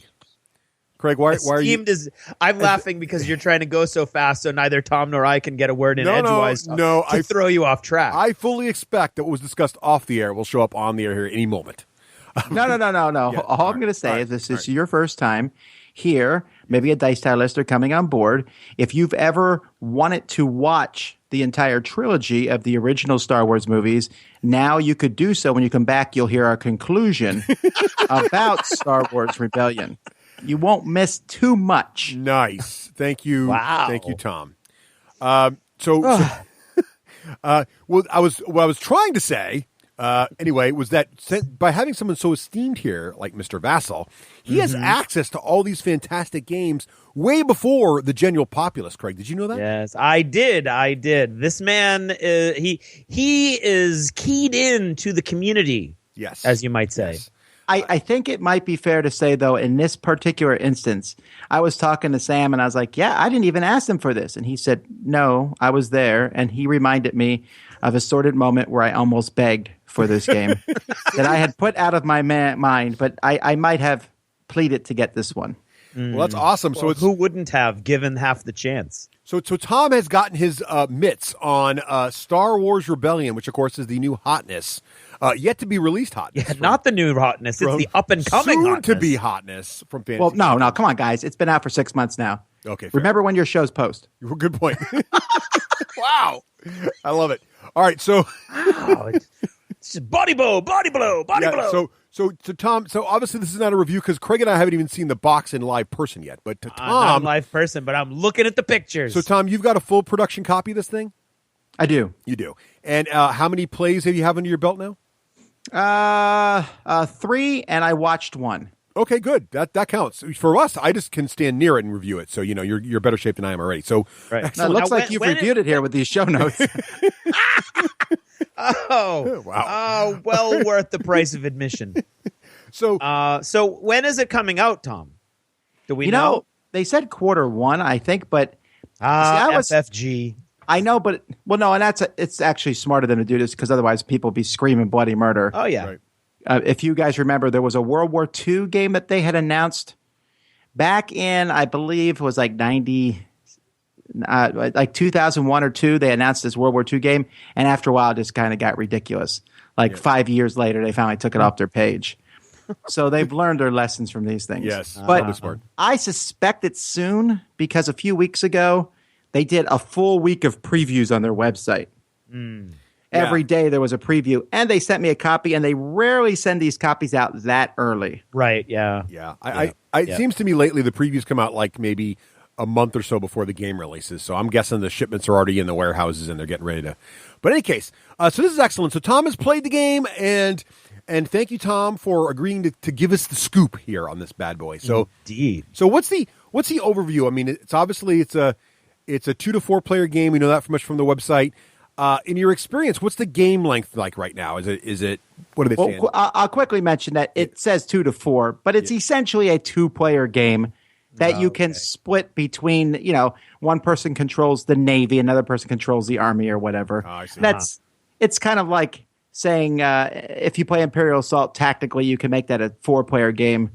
Right. Both players playing 2, whatever. It's a 2-player game. That's why I wanted to ask you that. So I'm glad you brought that up right in the beginning because it does look, for all intents and purposes, that it's a 2-player game. So yeah, it is. I mean, it's kind of sure you could play 4-player and you would have fun, but I really don't want someone else making bad decisions for me.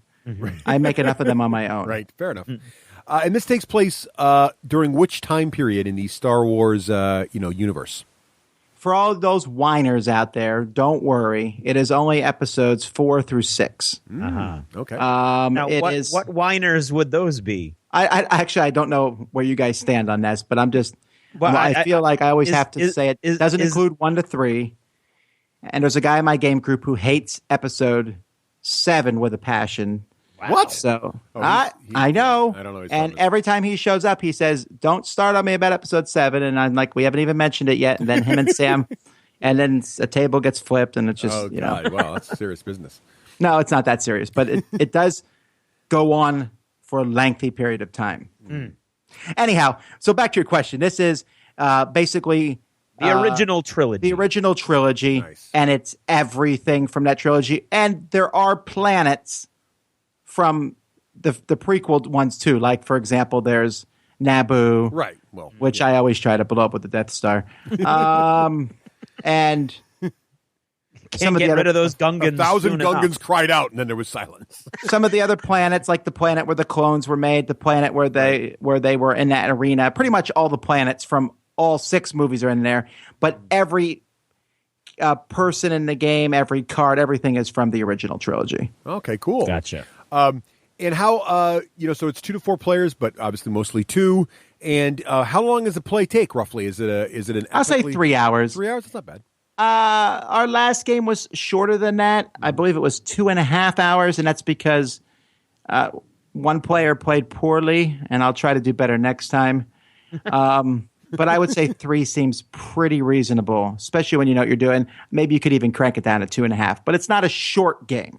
Mm-hmm. Nice. So, and this is but I think that's good because I think the whole pitch here is just kind of that meaty Saturday afternoon sort of dive into the Star Wars universe, right? But what's sort of the feel of this? Are you like building an empire? Are you resource managing? Are you, what is you're obviously not trading in the Mediterranean, but it's basically the entire story of Star Wars in a box. We already have squad fighting in X-Wing, and we have capital ships in Armada, and then we have missions in Imperial Assault. This is more of an overarching story of the movies themselves, or at least your versions of the movies. Mm-hmm. And it spans the galaxies. And essentially the game is, well, we'll get to that later, but you're controlling fleets, and there's no like small things. Like there's no lightsaber duels in this. There's no X-Wing duels.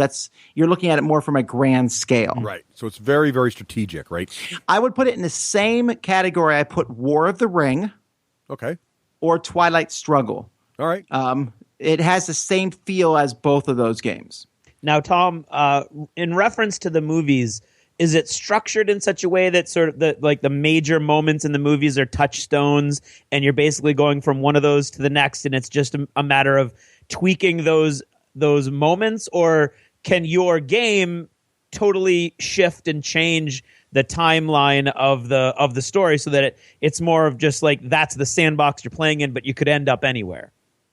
It is. It's following the basic plot line from Episode 4. But everything, all the other stuff comes into it, because the plot line for Episode 4 was very similar to Episode 5, just that the rebel base moved from Yavin to Hoth. Right. Well, for reasons they never really. I guess the Emperor knew they were on Yavin. I guess they moved. That's why. Yeah. They almost. Yeah. Well, when you blow up their big giant Death Star in that system, they tend to figure out that that's where you are. Or maybe that's where they'll start looking anyway. It was mechanical failure, I thought, but all right. Could have been. Damn exhaust port. Right. So basically what you're saying is there you might assault on a planet, but it might not be Hoth this time. It could be some other planet, right? Or is it always Hoth? Is there always an assault on Hoth? Oh, no, there's not. Okay. See, I would actually tell you this, but I didn't want to skip ahead 7 points. All right, well, we'll come back to that then. All right, fine. Thank you for sticking.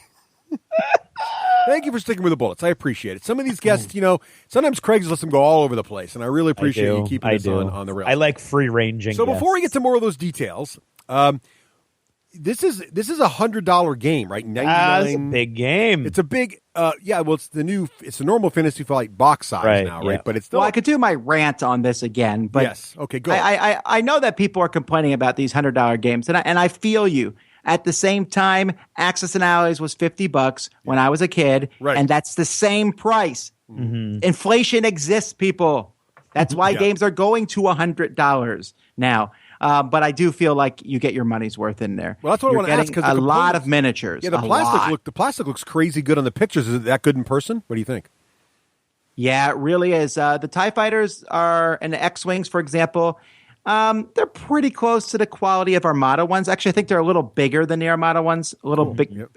But the Star Destroyers, they're actually 2 pieces. They snap together. The Death Stars are 2 pieces, except there's a Death Star under construction, which is 3 pieces, and it has the construction part, and then you snap the Death Star around it. And I'm not a painter, but I feel like These should be painted. Okay. Although Sam says you probably could just wash everything. Yeah, dry brush should be done. Now, you just hinted at the fact that how many Death Stars can be in flight at once? That's the 2. Score!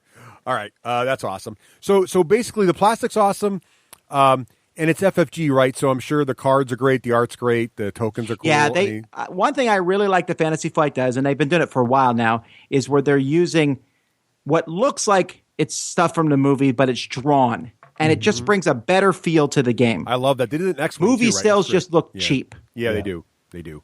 It must be expensive, but who cares? It looks awesome. I'll pay my $100 for that, really. That's fantastic. Is there now? Of course, their components are always cool. Sometimes FFG slips in some new innovative bits, like they'll change the dial up, or they have that new funky, measuring bendy ruler in Armada. Anything new like that, or is it mostly just amazing plastics plus your typical FFG dials here and there? Yeah, there's really nothing that's like a weird contraption. You got you got stand-up characters for each side. You have all the miniatures. You have dice. You have decks of cards. It wouldn't be a Fantasy Flight's contractually obliged to put at least 3 decks of cards per game. At least half of which have to be small cards. Right. Yeah, I don't think there's anything else really that's unique. I don't even see any dials. No, the dice, the combat is dice, but everything else is based on card play and maneuvering. Mm-hmm. All right, cool. So let's get into how this works then. So it sounds like it's worth it's $100, and you get some great bits in there. So when you're sitting down, what are the objectives asymmetric? So the Rebellion guy's trying to do something, and the Empire's doing something else. Yes, it's very, very asymmetrical. Oh, cool. You set up your forces. You have like a standard setup, or you can basically have an advanced setup where you will draw some random planets that each player controls at the beginning of the game, and then you allocate your forces between those planets. And it starts out, it looks like the Imperial player has slightly more forces than the Rebel, by which I mean it's the Rebel player weeps. It's pretty bad. Yeah. But the Rebel player, there's a card for every planet on the board. The Rebel player looks at all those planet cards, and he picks one, and that's where the Rebel base secretly is. Ah, cool. So he picks any planet.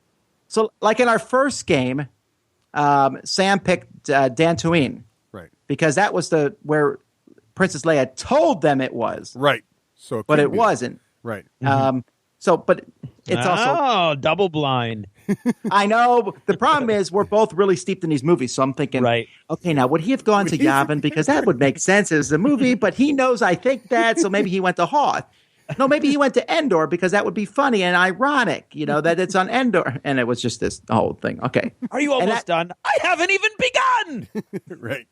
Excellent. So the goal of the game is for the Imperial player to find the Rebel base, to land troops on it and destroy any Rebel troops that are there.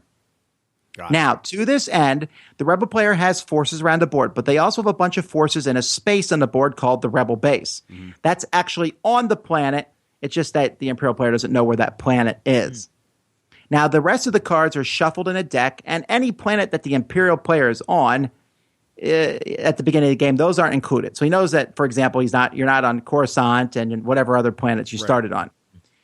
And so the Imperial player, as time goes by, is going to use probe droids and other cards to draw cards from this deck. And as he's drawing these cards, he's eliminating possible planets. God, it's kind of like Clue. Oh. And also, as you land on planets, you'll be like, is there a Rebel base here? It's, the Rebel player basically has to tell you if you land on the planet. Got it.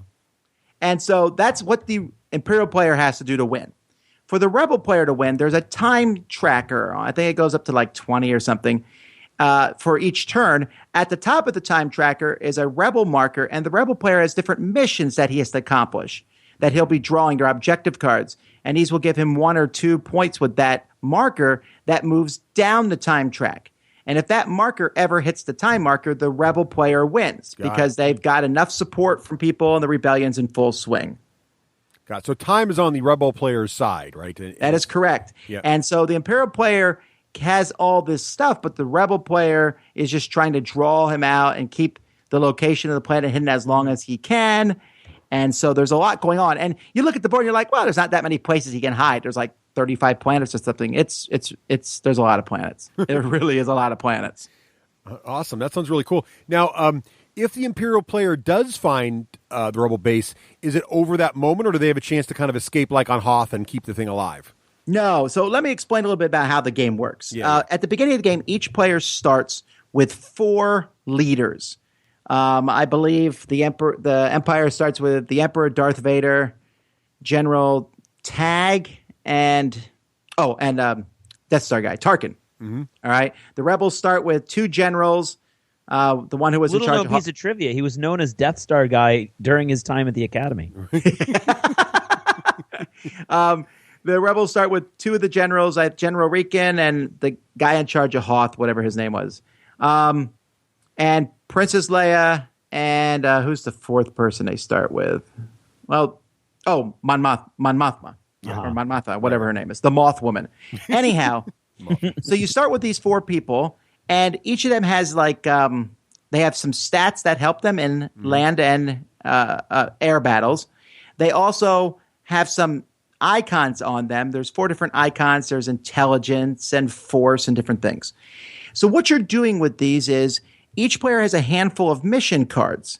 You start with 4 mission cards each side, and you will draw more from a deck. And the starting mission cards, when you play them and accomplish them, they come back in your hand. But the other cards, when you play them, they're used up. And so there's all kinds of missions. And so the Rebel player will say, I'm going to put this mission face down, and I'm going to put Leia on that mission. And I'm going to put this mission down, and I'm going to put this general on that mission. And the other 2 people, I'm just going to leave them in my holding area. And then the Imperial player does the same thing with his people. Then, starting with the Rebel player, each person is going to take a turn. And a turn can either be moving forces on the board. To move forces on the board, you take one of your leaders that you've left in reserve, put them on the area that you're moving to, and then you can move stuff into that area. And then once you put a leader in an area, that area is kind of locked down and you can't move in or out of it. If you guys ever played Twilight Imperium 3, it's the same movement rules from that. Right. And so that's one thing you could do. So if you want to move stuff on the board, which the Imperial player does because he got fleets everywhere, he's going to have to leave some leaders back. Or you can activate one of your missions. You flip the mission over. You say, this is the mission that I'm going to do. You put it requires you to put this leader on some planet somewhere. So you put him on a planet and you accomplish the mission. Sometimes the mission is automatic. Other times it will say, attempt this mission. And to attempt a mission, it's an automatic success unless your opponent decides to send one of their leaders that they've held in reserve to stop you.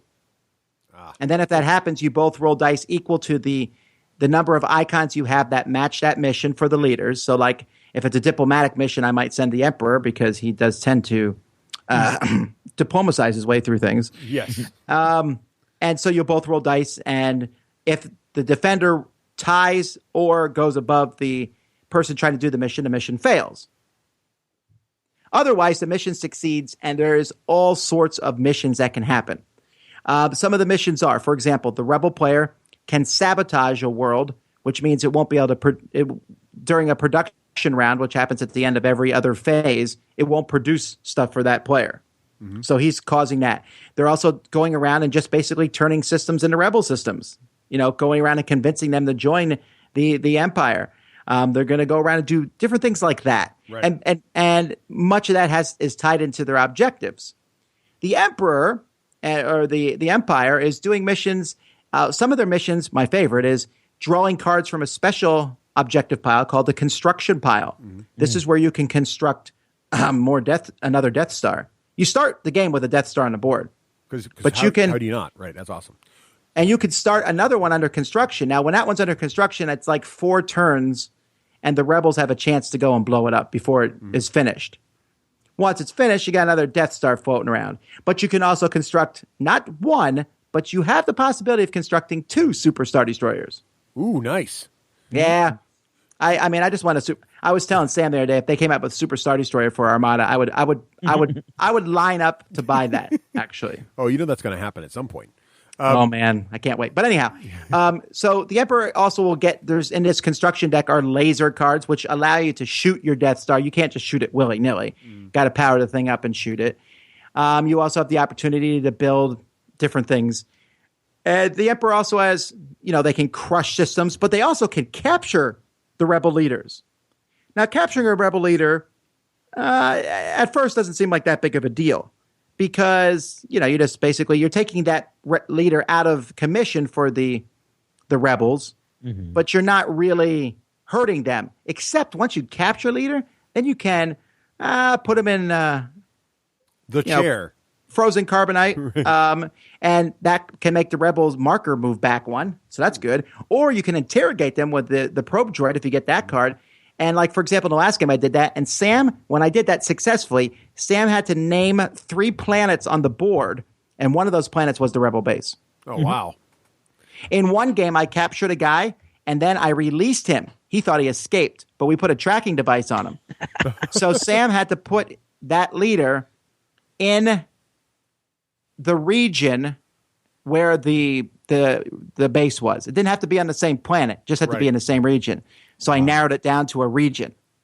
So this sort of thing is really fun. And there's some objectives, like there's an objective that lets General Veers basically take a couple AT-ATs and ATSTs and just land on any planet on the board, which I've done twice now in these games. And both times it's been like, oh, good, we landed on a planet. No, there's no rebel base here. And we didn't bring any Star Destroyers, so we're going to sit here for like the rest of the game. Both times I had the Emperor force choke Veers. Can you do that? Logistics is really important in the Empire, Tom. No, is that in the game though? Can the Emperor like retire one of your heroes? No, but actually, at the end of each round, so you go back and forth moving these things. At the end of each of the first 4 rounds, you will draw 2 cards, and these cards will give you a choice of leaders. I believe there's 8 extra leaders for each side, and you can pick between them.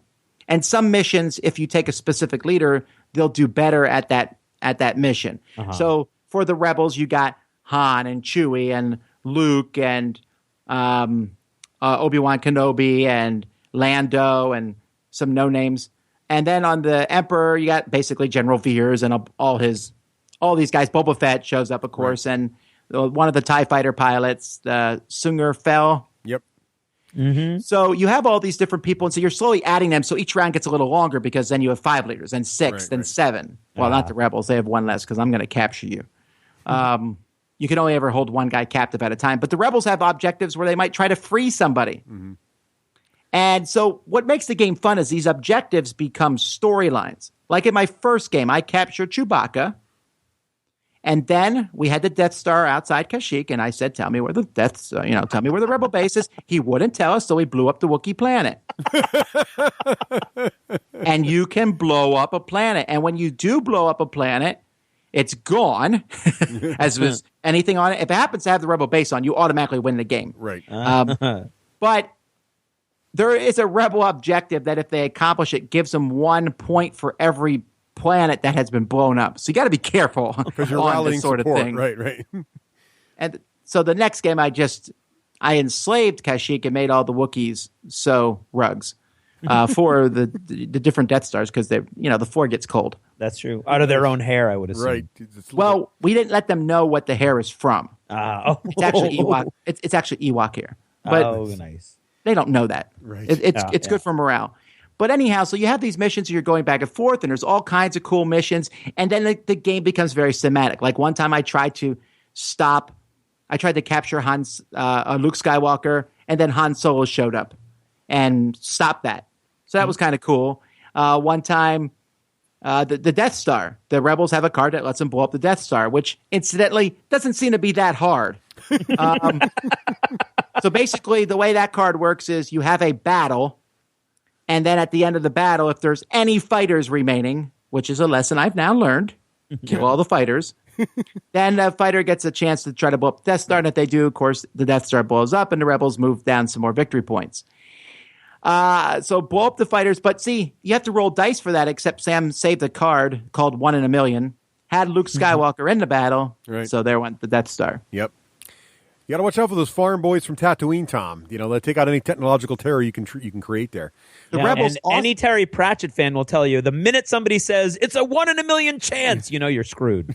Right. That is true. That is true.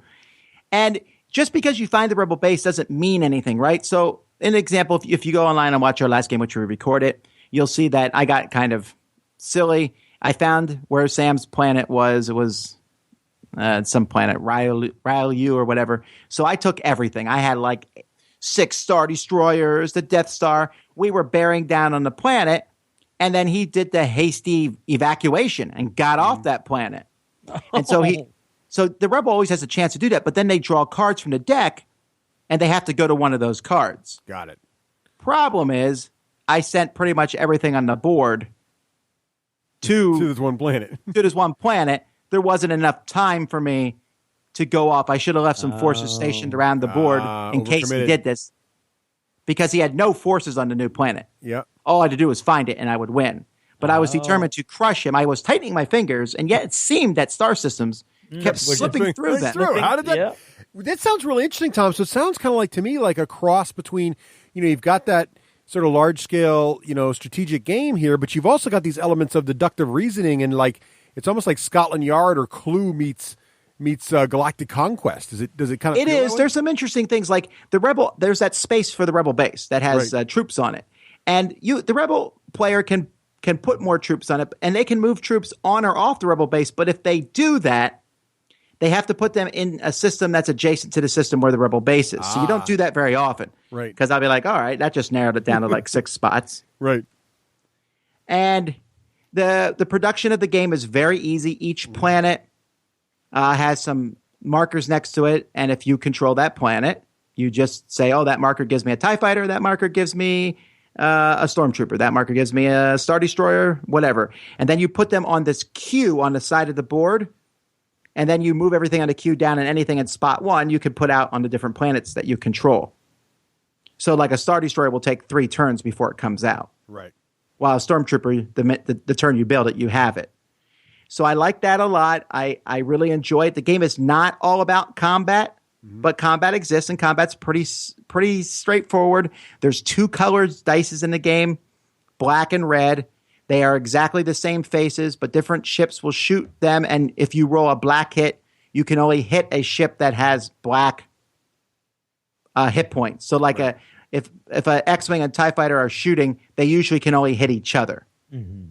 But there's a wild side on each die also that lets you hit the other color too.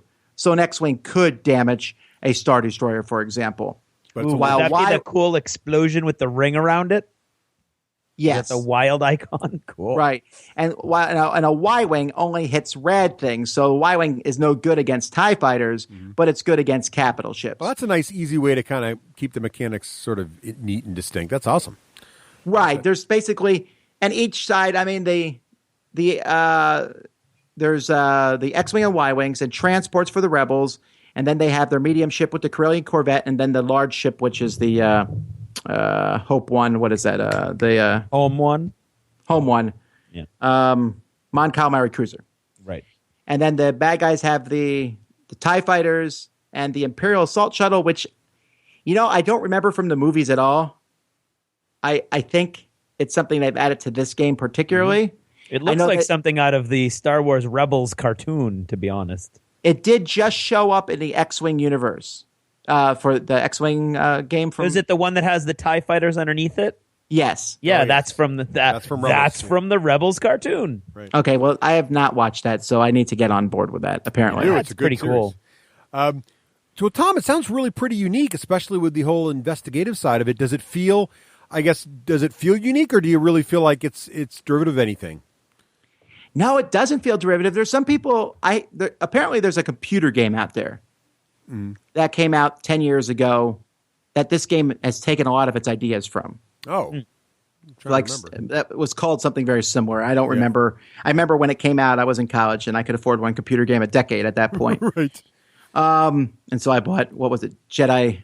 Academy? Dark Forces, and, I was busy. I want to use a lightsaber. I don't have time to, do anything else. Right.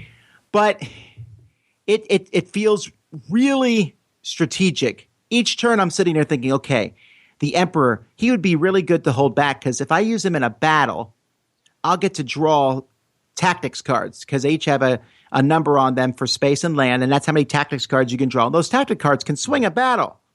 Or I might keep him back because those rebels are trying to do all sorts of nonsensical missions, and the Emperor is really good at stopping that sort of thing. Right. But at the same time, he's really useful to get this mission out that I want to get played. And that's what and it just brings this really strong storyline. The Death Star can explode. You can capture people and you can interrogate them, and you see different forces running around and fighting each other. And the Battle of Hoth might happen. It might not happen on Hoth, but it's going to happen somewhere. Right. Very cool. Now, what do you think about replayability? Is it going to wear itself out, or is there enough flexibility in the system that it's going to be a new game every time? I don't know. I think with any game there's you're eventually going to run out of how different it feels. Right. But I think because, especially if you play with the random setup, every time the rebels are going to pick probably a different spot that they're at, and you have the same 4 starting missions, but the other missions you get might change how you play the game that time. And there's luck in, I guess, what missions you draw, and there's luck in the combat rolls that you make. But other than that, there's so much strategy in the game that I don't know. I mean, this is easily going to be in my top 10 of the year. Easily. Really? Wow. I think. I would be very surprised if it's not in my top 10, then this is the best year of gaming ever. Well, that's good to hear. This is probably my top 50 games I've ever played. Wow. I really like it. Now, to be fair, if I did not like Star Wars, it would lose a lot of luster. Well, so that's why I wanted to ask you this really critical question, Tom. So thanks for coming on and giving us the detail of this game. But I know you like to make your lists, right? So I had a list. I don't know if you've done this list before, but I really want you to think about, because you're right. The problem is rating this game against other games. It's got Star Wars in it, so that immediately throws the scale off. So how would you rate this? Wait. Just before you go in, I just have one question, Tom. Yeah. Are you saying that without that name and that nostalgia, the game isn't as good, like objectively? No. It wouldn't be placed in your list. The theme is so strong. Okay. It good. really feels like you're playing a Star Wars movie. So that if you didn't like Star Wars, that might not mean as much. Like, for example, if we did the same thing with Babylon 5, I don't know enough about Babylon 5 that it wouldn't mean as much. I might still like the game. Gotcha. Got it. Like I just played that Orphan Black game, which is a great game. But I haven't watched Orphan Black, so I was kind of like, well, I think this is a good game, but I probably would have enjoyed it more had I known who everybody was. Okay, I got you. So it's doing the theme so well that that's like an added incentive and an added bonus rather than you're overlooking, blemishes because of it. Right. That's correct. I mean, they nailed this one theme-wise. I mean, nice. I went in a little skeptical because I figured Fantasy Flight could not nail a 4th Star Wars game in a row. Right. They have to slip up at some point, and they have not. Well, clearly they love Star Wars as much as we do, which is excellent. So this comes back to my list question here. So yes. Where would this come, Tom, if you had to rank the Star Wars games that you like? So what would be? That's a really tough list. What is I know what my top 5 games are. Well, let's just do 5. What would be the top 5, and does this one make the cut? Let me think here. Well, yeah, it does, because obviously Imperial Assault and Armada are probably my 2 favorite right now. Okay. I like X-Wing, but X-Wing has been fading for me because I like Armada so much more. Yeah, I like Armada more too, yeah. I'm a bigger fan of the whole capital ship thing. Yeah, I'm with you on that. And I've wanted to run an Imperial Star Destroyer forever, and that's never going to happen in X-Wing unless you stick like a box on the table and say, this is the control top of the... Right. I also really like Queen's Gambit. Ooh, I remember that. But look, that's got a lot of luck in it, though, if I remember correctly. Oh, wow. Are you telling me X-Wing doesn't have a lot of luck? No, come on but now. come on. It's I've all had about chips blow up in X-Wing. No, all it's the time all about the little Anakin track, right? If little Anakin on his little fighter can win the day, that's what it's all about, right? I would beat you. Oh, it's on. All right. Sounds like a challenge. All right. Next time. So those are the 4 top games. The X-Wing and that. I'm trying to think if there's. I'm also a big fan, although it was certainly a clunky game, but I love the Decipher CCG. All right. Mm-hmm. Okay. That game certainly had its problems. I also was a fan of the defunct D20 Star Wars miniatures game that. Yeah, that was a fun game. That was actually pretty good. Yeah. I just love the models. I'm buying a box and I kept hoping to get the Rancor and I never did. Because I'd be like, oh, this is a big thing in this box. And the game itself is okay, but it was like, yes, I can shoot stuff. Right. Imperial Assault has blown that game out of the water, right? Right. Clearly. And Yeah, this would be in the top 5, definitely 4, let's say 3. Yeah, for now we'll say top 3. Top this 3. Armada, Wow. this Armada and Imperial Assault. Yeah. Although again, I do like Queen's Gambit a lot. It's for different reasons, but I don't know that I would want to play this one more. Imperial Assault for a tactical mission is 45 minutes. Right. Yeah. I mean, yes, it's also 200 hours or whatever if you play the Right. with Craig, the mean Craig DM. I've heard your stories. I would not want to play under you. Oh, come on. That was I think you're probably thinking about one thing. So, all right, cool. Well, that's good to know, Tom. So the fact that it's made the top 5 Star Wars games of all time in your list is pretty impressive. Yes, and I do want to be clear. I did go into this I was excited. Don't get me wrong, but I was like, all right, this might not be the greatest thing ever. It might just be another dice fest or Risk on a big board type thing, and it's not. The battles are there. The battles are important, but it's not just combat. It's about outthinking, and every time I've lost, because I might not have won yet, but every time I've lost, I've said, okay, this, and this is why I lost. I don't think I've ever lost because of a die roll. Now, have you played the Empire every time? I have, because I really like running Star Destroyer so very much. Do you think that's because the Empire, it's unbalanced in favor of the Rebels, or do you think you just have... No, I'm just bad. Okay, that's fair. How about this? I think if you play with 2 people who have never played the game before, I bet you the Rebels win. Okay. So it's a little... But I think that's because the Imperial player has to really be on his game. He has to go find that base, at the same time not put all his forces in one spot.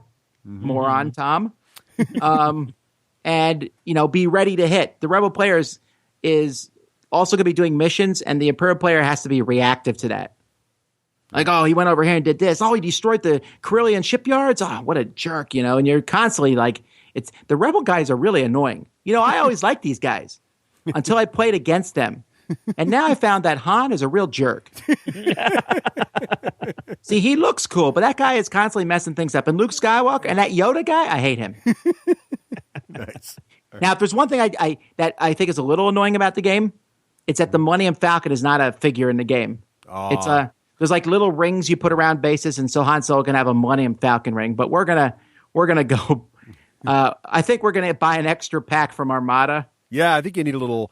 I mean, if and they can put have... the Millennium Falcon in. Yeah, if they're having X-Wings and TIE Fighter models, I think you There need the you Falcon go. in there, and maybe Slave 1 to balance it out or something. But, I mean, there is, I would say, a 0.001% chance that Fantasy Flight will do an expansion for the game. Because they occasionally do expansions. Yeah, I was going to say, I they're- think there's a little sarcasm there. I'm sorry. I have to, sarcasm odd. I don't... Yeah. There's a 0.00. I'm trying to be clear for Russ's sake. Thank you. So that was a joke. Thank you. Anyhow, I would bet you we'll see the Millennium Falcon figure show up. Uh-huh. Oh, you know what? That Risk, Star Wars Risk, the one that just came out this year, I'd probably put that in the top 10 too. You would? You like that one, huh? Really? I did. Yeah. All right, cool. Did you play it? I played it once. I thought it was actually pretty cool. Risk is winning me back. So I used to love Risk. Yeah, but that game is not Risk. That's the thing. They're just putting Risk on games that are actually better than Risk, which is good. Works out in the end.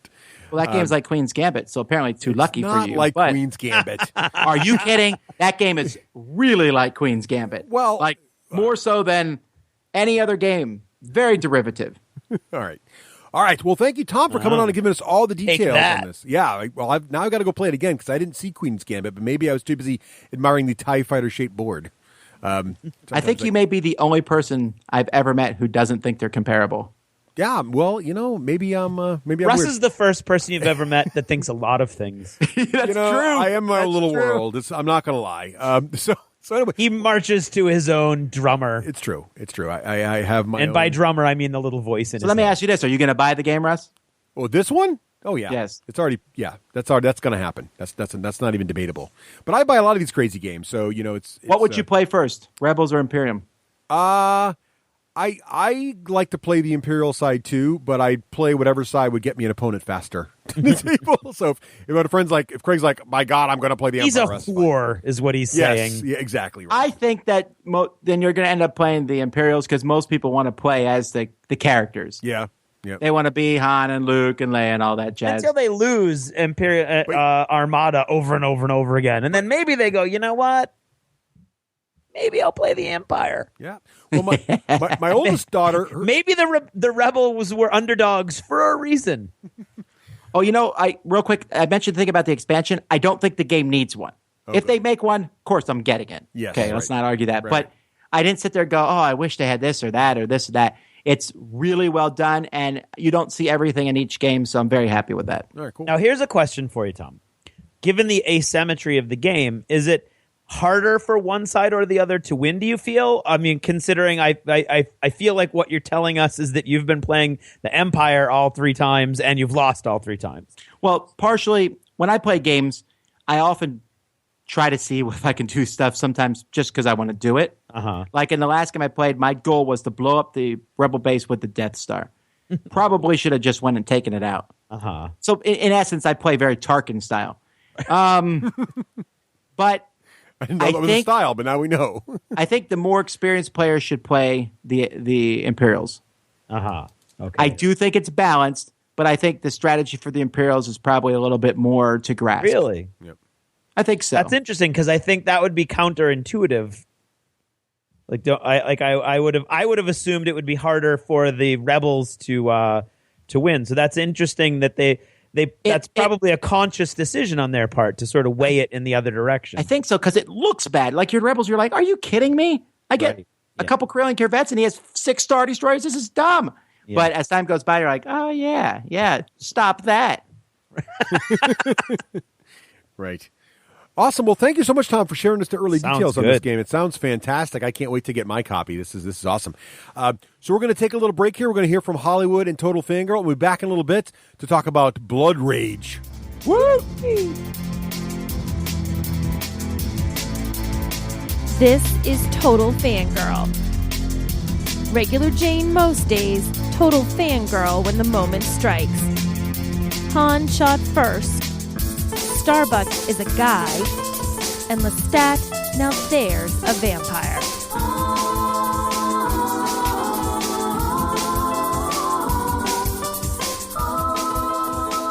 Hey everyone, this is Nicole, your Total Fangirl. You can follow me on Twitter at Nicole Wakelin and check out my blog, TotalFangirl.com. Our shout out is to all of our wonderful supporters over at Patreon. Head to patreon.com/the D6 Generation and you too can support the show. Thank you very much.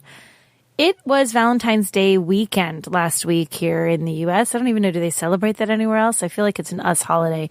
I don't even know. Anyway, it's the day to celebrate all the things you love, the people you love, and you go to romantic dinners and you get flowers and chocolate and all sorts of stuff. I got flowers. Russ gave me roses because he's a good husband, and it's part of why I love him because he always remembers this kind of stuff. And he also took me to see a movie. But we did not go see a sappy romantic chick flick like many poor guys are subjected to on Valentine's Day. Instead, we went to see the anti-chick flick movie. We went to see Deadpool, which opened on Thursday night last week, so just before Valentine's Day weekend. And we really, really loved it. No spoilers. Don't forget, I'm not going to spoil it for anybody. And I don't really read the Deadpool comics, so I knew very, very little about this character, so it was kind of cool. And he is, just as snarky and horribly not politically correct as you would expect from his reputation. But we went to see this, and we knew some people who were taking their kids to see it. And I said, I hear this one's a lot different than the other Marvel movies. Maybe you want to rethink that whole taking your kids thing. She's like, oh no, my kid can handle it. Like, yeah, I know there's your kid can handle it. And then there's a should your kid handle it. So anyway, we went and I decided it most definitely was not kid friendly. Had my kids wanted to see it though, the girls are 12 and 13. Had they really, really wanted to see it, would I have taken them? And I thought about it and think, yeah, I would have. I mean, it's rated R. It's not like they're 4. They're a little bit older. They're teens, preteens. And it's very graphic in the violence. There's lots of nudity in it. There is non-stop swearing in it. But it wasn't horrible. It wasn't awful. It wasn't traumatic. I think if the kids had really wanted to see it as tweens and teens, I would have taken them to see it, but they did not. They had no interest in it whatsoever. But we went. There was actually at least one family in the theater who had a kid who I'd say was, I don't know, maybe 6 or 7, I'm now thinking that child is scarred for life because this really is a grown-up Marvel movie. And you could say that's a bad thing that they did that. You know why they cut out the kids? Or you could look at it the other way and say it's a good thing because it gives adults a chance to have an adult movie with a superhero, anti-superhero character in it. So they don't have to make it cute and warm and fuzzy and watch all the things that they would normally not, have to be careful about in a movie where kids are going to be, watch the nudity, watch the language, watch the violence, watch all of that stuff. They could just kind of let loose because it was for adults. And if you liked, if you like Deadpool and you're really looking forward to seeing him not PG-ified, you're going to love this movie. If you're thinking of taking your kids, I'm going to second what everybody has been saying online and everywhere else. I wouldn't take your kids especially if they're very little. They're early teens and, you think your kid can take it and you don't mind them seeing some nudity, hearing some language, watching some pretty crazy violence, then go for it. But either way, we went to see Deadpool and we absolutely loved it.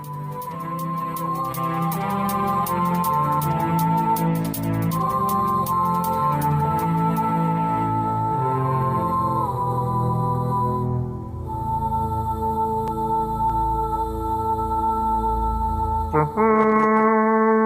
you know what that sound means? That is Vic the Viking, and we're talking a lot about Vikings this episode, but no Viking is more important than Vic over at the War Store. Craig, my favorite thing about the War Store, and I've said this on just about every episode, and I'm going to say it again. What are you going to say again? It is the amazing prices, but also the amazing service built right into those prices. Oh, the service it's all about the service at the War Store, man. It really, really is. And not only that, so you got the service, you got the prices. You think, well, that's great. But they also have one of the best selections on the internet, especially around miniature gaming, whether it's Malifaux, whether it's Cool Mini or Not games, whether it's, Gates of Antares. I mean, you name it. These guys have it, and you can just find it. Fantasy Flight, X-Wing, Armada. Yeah. They've got it all, Craig. It's divided by steampunk, historical, sci-fi, fantasy, and then if there's any gray areas, they put it in a both. They really do. So you hear about a new hot game. Maybe we're talking about Guild Ball. Maybe we're Guild Ball. They got Guild Ball now. Maybe we're talking about the new Infinity stuff. Maybe we're talking about the hotness from War Machine. Maybe, Flames of War, Bolt Action. Yeah, you name it. The War Store has it. You'll get it fast. You'll get it right. And if anything does go wrong, they'll take care of it for you over at thewarstore.com.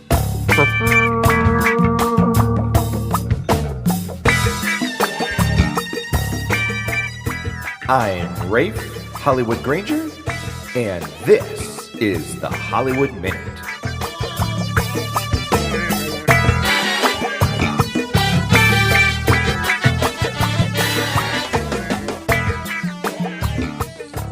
All right, everybody. Welcome to another Hollywood Minute. I'm Rafe Hollywood Granger, your host today for the Hollywood Minute of the D6 generation. All right, everybody. Welcome to the Hollywood Minute. This is for the D6 Generation podcast. This is for episode 185. I'm your host, Rafe Hollywood Granger. I want to talk to you about two things today. So I was playing in our role-playing game. We're playing D&D 5e, as many of you are following and know. And we play the first Tuesday of every month, and we had our session this past Tuesday, and we had a blast. It was a good amount of time. And I noticed something, and I wonder if it's because I'm of a generation that doesn't necessarily have these, excuse me, which is cell phones, iPhone usage, tablet usage. I kind of noticed that throughout the evening, people dive into their cell phones every now and again and, check emails and check texts and things like that. So they kind of tune out. And I've noticed that it's a little bit of a bugaboo with mine. I don't get upset for my ego. I just wonder if I'm boring the pants off of people or not. And so when they dive into that, I take that as a signal of like, oops, they're bored, when that could not be it at all. It could just be that, a lot of habit is born around it. So I'm of the generation where we did not grow up with iPhones. To me, an iPhone is still an amazing technology. So it's not something that I go to every second. I'm also not a huge Facebooker. I'm really only on Facebook now due to work. And frankly, I like to use Twitter better for that. So I don't have that compulsion to have to look at my phone all the time. I've noticed too that my wife is constantly looking at her phone. She's definitely got some friends that she's texting with all the time. And, I noticed that if we're driving somewhere and she's in her phone, I feel like we're not together. I know this is not new. I know this is a huge complaint or issue among lots of people all the time. But it's not that I feel alone. I can handle my own alone time. It's that I wonder if what conversation starters, what thoughts, what other things are not occurring. Because in this instance, my wife's on her phone, where in the olden days, there would have been no phone. There's no car phone. You're either looking out the window or you're having a conversation. And so that has led me to think the same thing around the role-playing table, around the D&D table. What ideas are not happening? What conversation starters are not happening, either on topic or off topic, due to the fact that people are in their phones. So again, I'm not taking it that I think my players are being rude. It's just that I'm curious as to thinking like, well, what's not occurring talking wise due to the fact that when somebody gets a little bored or they need a little break from the game, they go into their phone. This was just a food for thought I had. I was talking to Greg Ivany about it, and I just, said, I'm going to do a Hollywood Minute on that. I'd be really curious to see what your thoughts are. Send me an email over at the D6G Hollywood at the D6 Generation email, and that would be great. Or if you want, you can even message me on Twitter. I'm the D6G Hollywood on Twitter. And here on my YouTube channel, Rafe Granger. I might as well give out shout outs to all three things. So just food for thought. The other thing that's on my mind is we went to Captain Con. I was able to go for the day. I was planning on not going, but then at the last minute I jumped on board. Really cool because I went with Russ and Craig. So it was like old D6G reunion day. So that was really fun. Traveled down together. Those guys did a Gates of Antares demo. I really like that game a lot. You should check it out. I don't have time for it in my life, but I think it's a great game. I would play it. If somebody put an army in front of me, I would play it. It uses the what I call the bolt action dice system, but it's sci-fi. So that was really cool. And got to hang out with John Damaris over there at Muse on Minis. Hung out with him for a lot, and that was really fun. He's doing well. You should definitely check out their suite of podcasts that they have over there, and their products are incredible. And also hung out with Seppi Yoon, who's making a new game. You guys definitely want to check this out. It's on Kickstarter. It's called End of the Line, Post-Apocalyptic Family Survival. I would try Googling that whole thing for Kickstarter because it looks like there were some other end-of-the-line projects, but you're looking by Seppi Yoon. Had plans to play this with, let me see, Russ, Matt Alex, Dave Farr, Craig, and me. Yeah, so that was, we had a really fun time about that. Great, I would say great party game. The rules work really well. It's fun. It was a different game. This wasn't a reskin over another type of game that I've played before. So go check that out. Definitely want to back that. I got to get over there and back that. I haven't looked at the funding levels yet, but it's definitely worth it. And that was fun. And looking forward to playing some War Machine. Walked around Captain Con, just did the hangout social thing. Didn't want to play a board game. Ooh, I did play another board game. Well, it's more like of a card game coming out, and that's from the Games and Gears guys. The guys that make our brushes that are really awesome. So look for that coming out. I'm drawing a blank on the name. Unfortunately, the video feed doesn't give me a pause feature like the audio. Dark is in the name. It's a little box game about this big. All the art in that's really incredible, really fun. I want to say it was Andy Chambers who made that rule set. And so definitely check that out. And that's over there from the Games and Gears guys. And I think it's not a Kickstarter, that's a full launch. And so that should be available for play really soon. I recommend that too.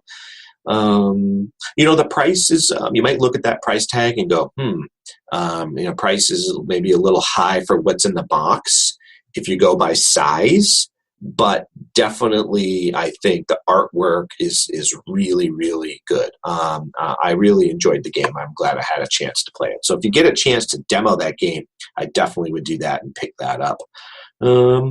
Hey, I think that's it for this Hollywood Minute. I'm enjoying this new video format with the audio/video. So if you're listening to this on the podcast and you want to see the video for it, that's over at Rafe Granger on YouTube. And I think that's pretty much it for now. So yeah, if you want to follow me, I'm the D6G Hollywood on Twitter. And you can email me at the D6 Generation email. That's Hollywood at the D6 Generation. And the YouTube channel is Rafe Granger. So that's pretty much my story for now. Happy gaming. Till next time.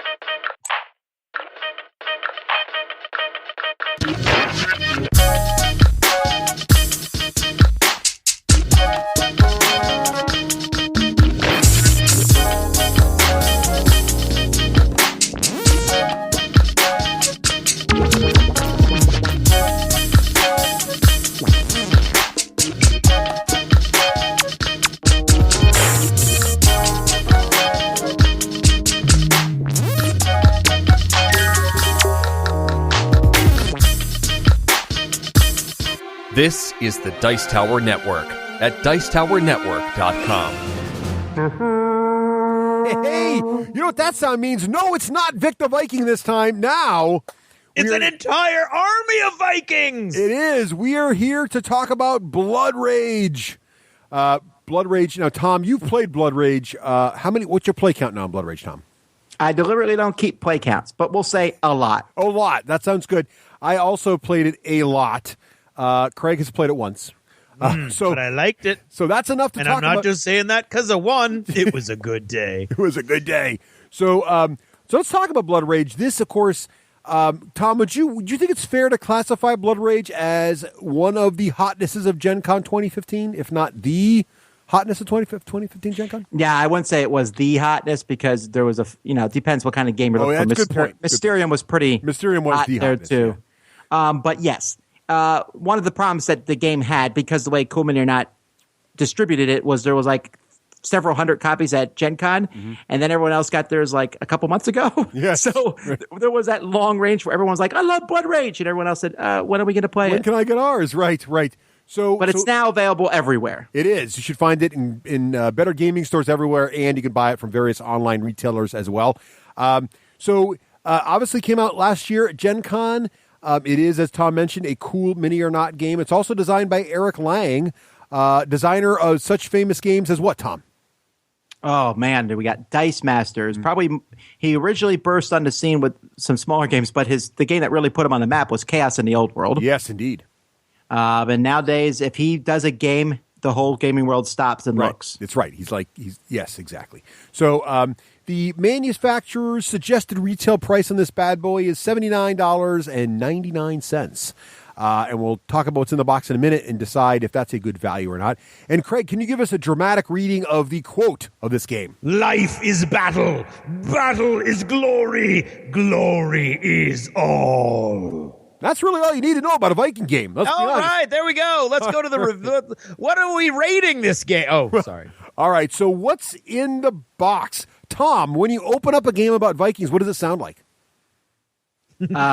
Sounds of joy and happiness and death and destruction. I don't know what you're asking That's for. fair. You want to know what's in the Beautiful. box? No, yes. What's in the box, Tom? There's plastic. Come on now. Everything else doesn't matter. Right. There are awesome models because it's Cool Mini or Not, right? Well, you do get a game board, all right? It's pretty nice. You get a rule book. Game board is good. It's not, good. It's not Fantasy Flight game board, but it's good. The rule It was book, pretty darn cool. the rule book is solid. My favorite part about the rule book is actually the back cover, the quick reference page. That's quite good, actually. I like game manufacturers who put the rules in the back of the book instead of an ad for another one of their games. I think that's a handy reference there. Preach it. Yes. You get these little sideboards. You get a couple of them. One is to track the ages. More about that. And you also get a little Valhalla sideboard because there'll be lots of dying in this game, but it's okay. You go to Valhalla, you have a few the whole beers, point. and you come back for more combat because Vikings. Because Vikings. You get lots of cards, about 99. You get four of these clan sheets, which are really each player gets a player mat on the clan sheet to keep track of their clan upgrades. You get lots and lots of small tokens. You get 8 of these big round Ragnarok tokens, which destroy elements of Midgard. We'll get to that in a second. Right, which is the whole point, really, because it's Ragnarok. You also get 4 of these glory markers, which basically go around the edge of the board. The edge of the board has a little point values because there's victory points in this game, and these cool little plastic markers help you keep track of those per player. You also get, and this is the part Tom talked about, none of that you notice when you open the box because your eyes get drawn immediately to those awesome cardboard boxes that you just want to pop right open because they are chock full of miniatures. And one of the things I like about, God, they're beautiful miniatures. And one of the things I like I'm going to go on record and say that I think they are the best miniatures of a board game. I'm clarifying board game here, but the best miniatures for a board game ever. I can't think of any board game that has better miniatures. They are really, really good. Also, what I like about Cool Mini or Not is the miniatures come in vacuum-formed plastic holders. And assembled. So you could, if you primed and painted these, you could put them back in the vacuum form holders, and you wouldn't need to add any foam to this game, and it all fits back in the box, which is really, really nice. And it allows these miniatures to be very, very detailed. As Tom mentioned, some of these miniatures have quite small, very dynamic bits, and they all come in good shape. I did have one of my guys, the giant fire giant. Well, he's giant because he's a fire giant, let's be honest. His base was pretty deformed. It was very, very curved to the point where you put him on the table, he rocked, and it obviously did not look good. However, Tom, do you know the boiling water trick for miniatures? I do. See? I don't do it. I have someone else do it for me, but of course, I know what it does. You have people for that. But for those of us who don't have people for that. Do not twist this, okay? I'm just saying I'm not good at it. That's all. Right. So all you do is if you get some plastic miniatures that are a little bent, and you get this all the time in various board games, whether it's, whatever, because the board game plastics aren't quite as rigid as traditional miniature plastics. What you do is you quick boil some water on the stove. Now, step 2 is really important. Do not use the boiling pot of water on the stove. Instead, transfer the boiling water to a bowl that has not been on the stove. Then get a second bowl and fill it with ice and some water. What you do is you stick your miniature carefully with tongs into the steaming hot water, count to 30, pull them out. You'll notice the plastic's very malleable. Bend the plastic the way you want and immediately put it in the cold water, and boom, it's rock solid again, exactly the shape you want. I did that with my giant, and poof, he was good as new right after that. So it was easy to fix those little bendy bits. Sometimes you get bent swords that way. Battle Lore is a great game for fixing this way also. Things like that. You get a lot of those bendy bits. So works great. So you get 44 of these plastic monsters. You also have plastic models. What's really cool, too, is each faction has their own set of models, and each faction has 2 different warrior poses and a leader and a boat. So lots of different poses even in these factions, which is really, really cool if you like models, which who doesn't.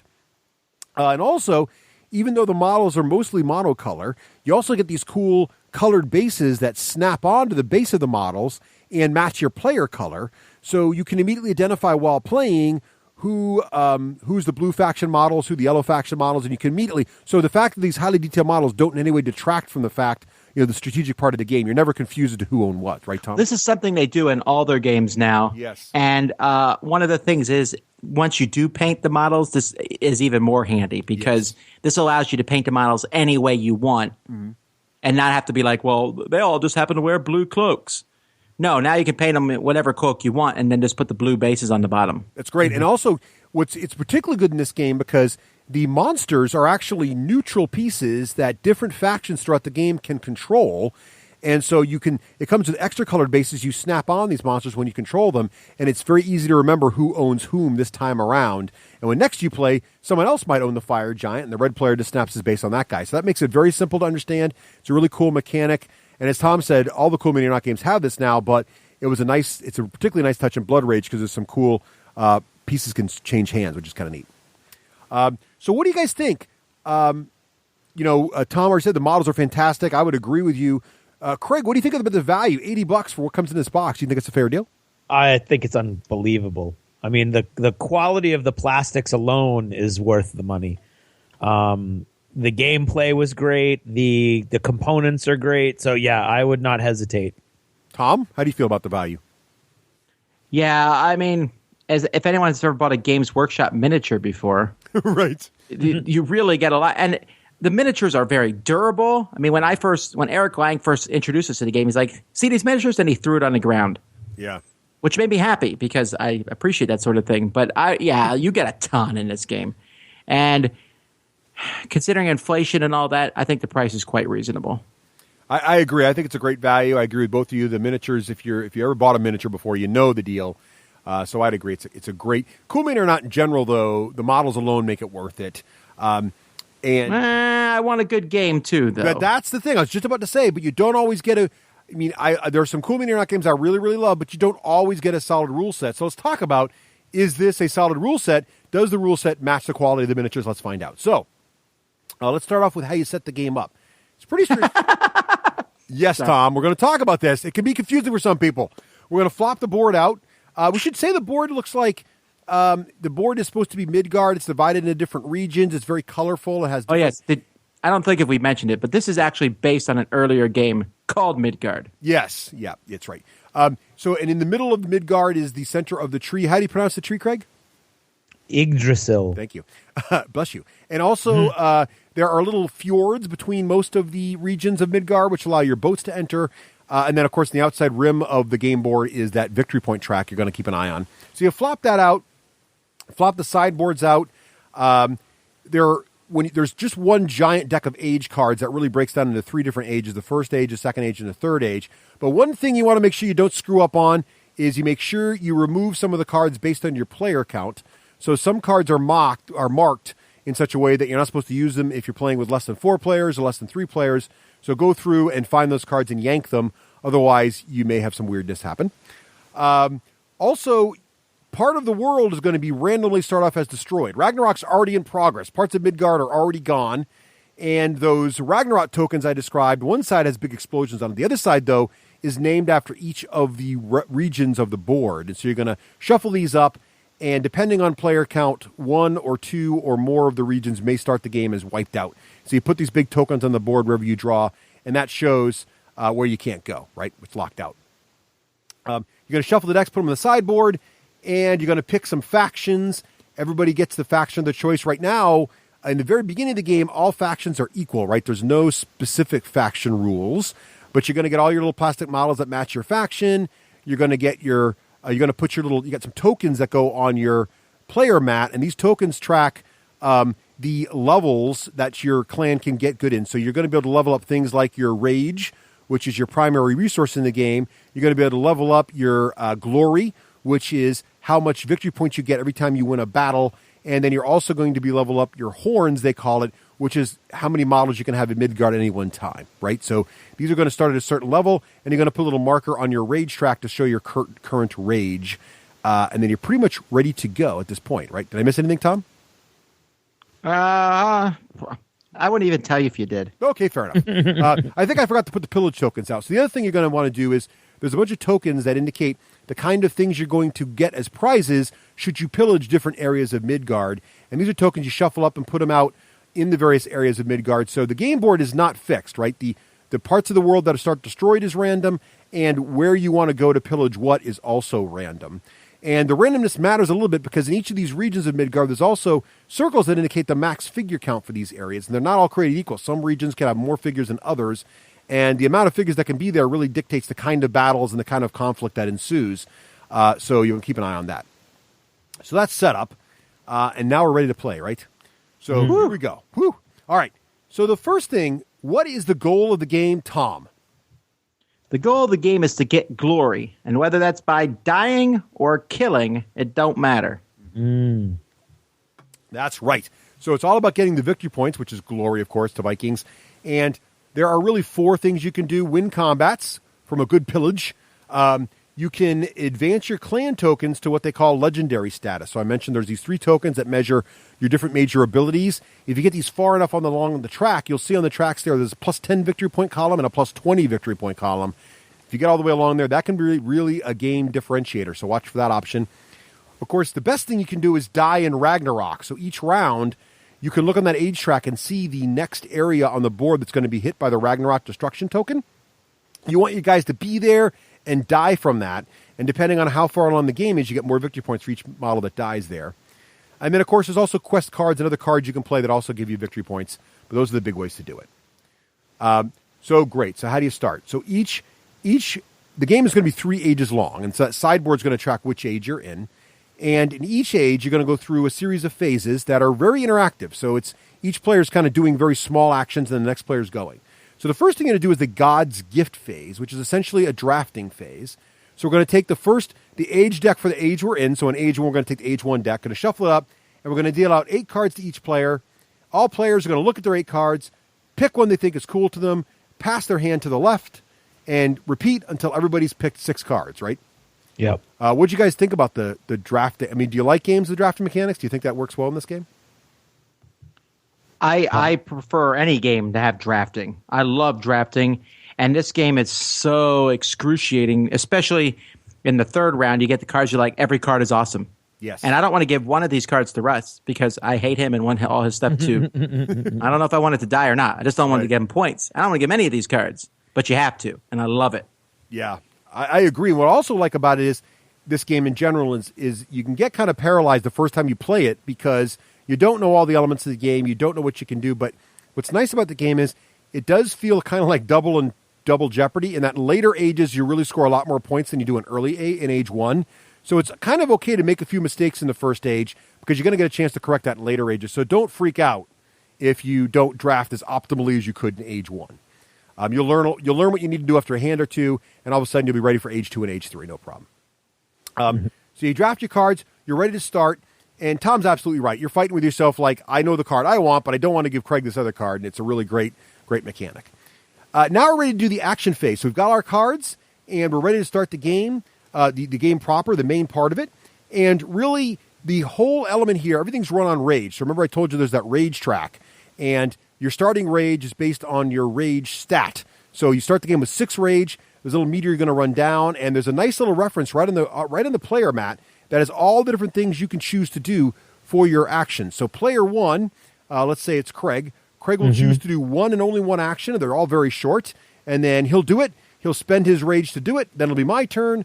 I'll do one of these actions, spend my rage. It's Tom's turn, and we keep going around the table. Craig activates again, and we keep going until all of us are out of rage, right?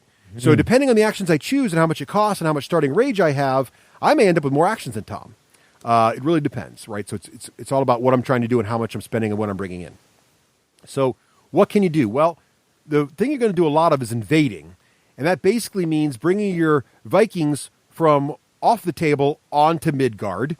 One thing to note, you can't invade directly to, how do you pronounce the tree again, Craig? Yggdrasil. Yes, the center piece is Yggdrasil. You can't go right there. You got to go to the edge spaces. And to invade with one of your guys, it just costs the rage equal to the model's strength. And in the beginning, your boat is worth 2 strength. Your Vikings are all worth 1 strength. Your leader is worth 3 strength. But right in your card, there's a little special rule that says your leader invades for free. So you can bring your leader in. But invading, you can only invade with one model at a time, and then you pass it to the next player. So you're going to invade with one guy, and you're now telegraphing to the rest of the table where you're starting to invade in, but you don't have enough time to invade with more than one guy before Tom gets to react, Craig gets to react, and then I get to go again, right? So there's a lot of chance to react here.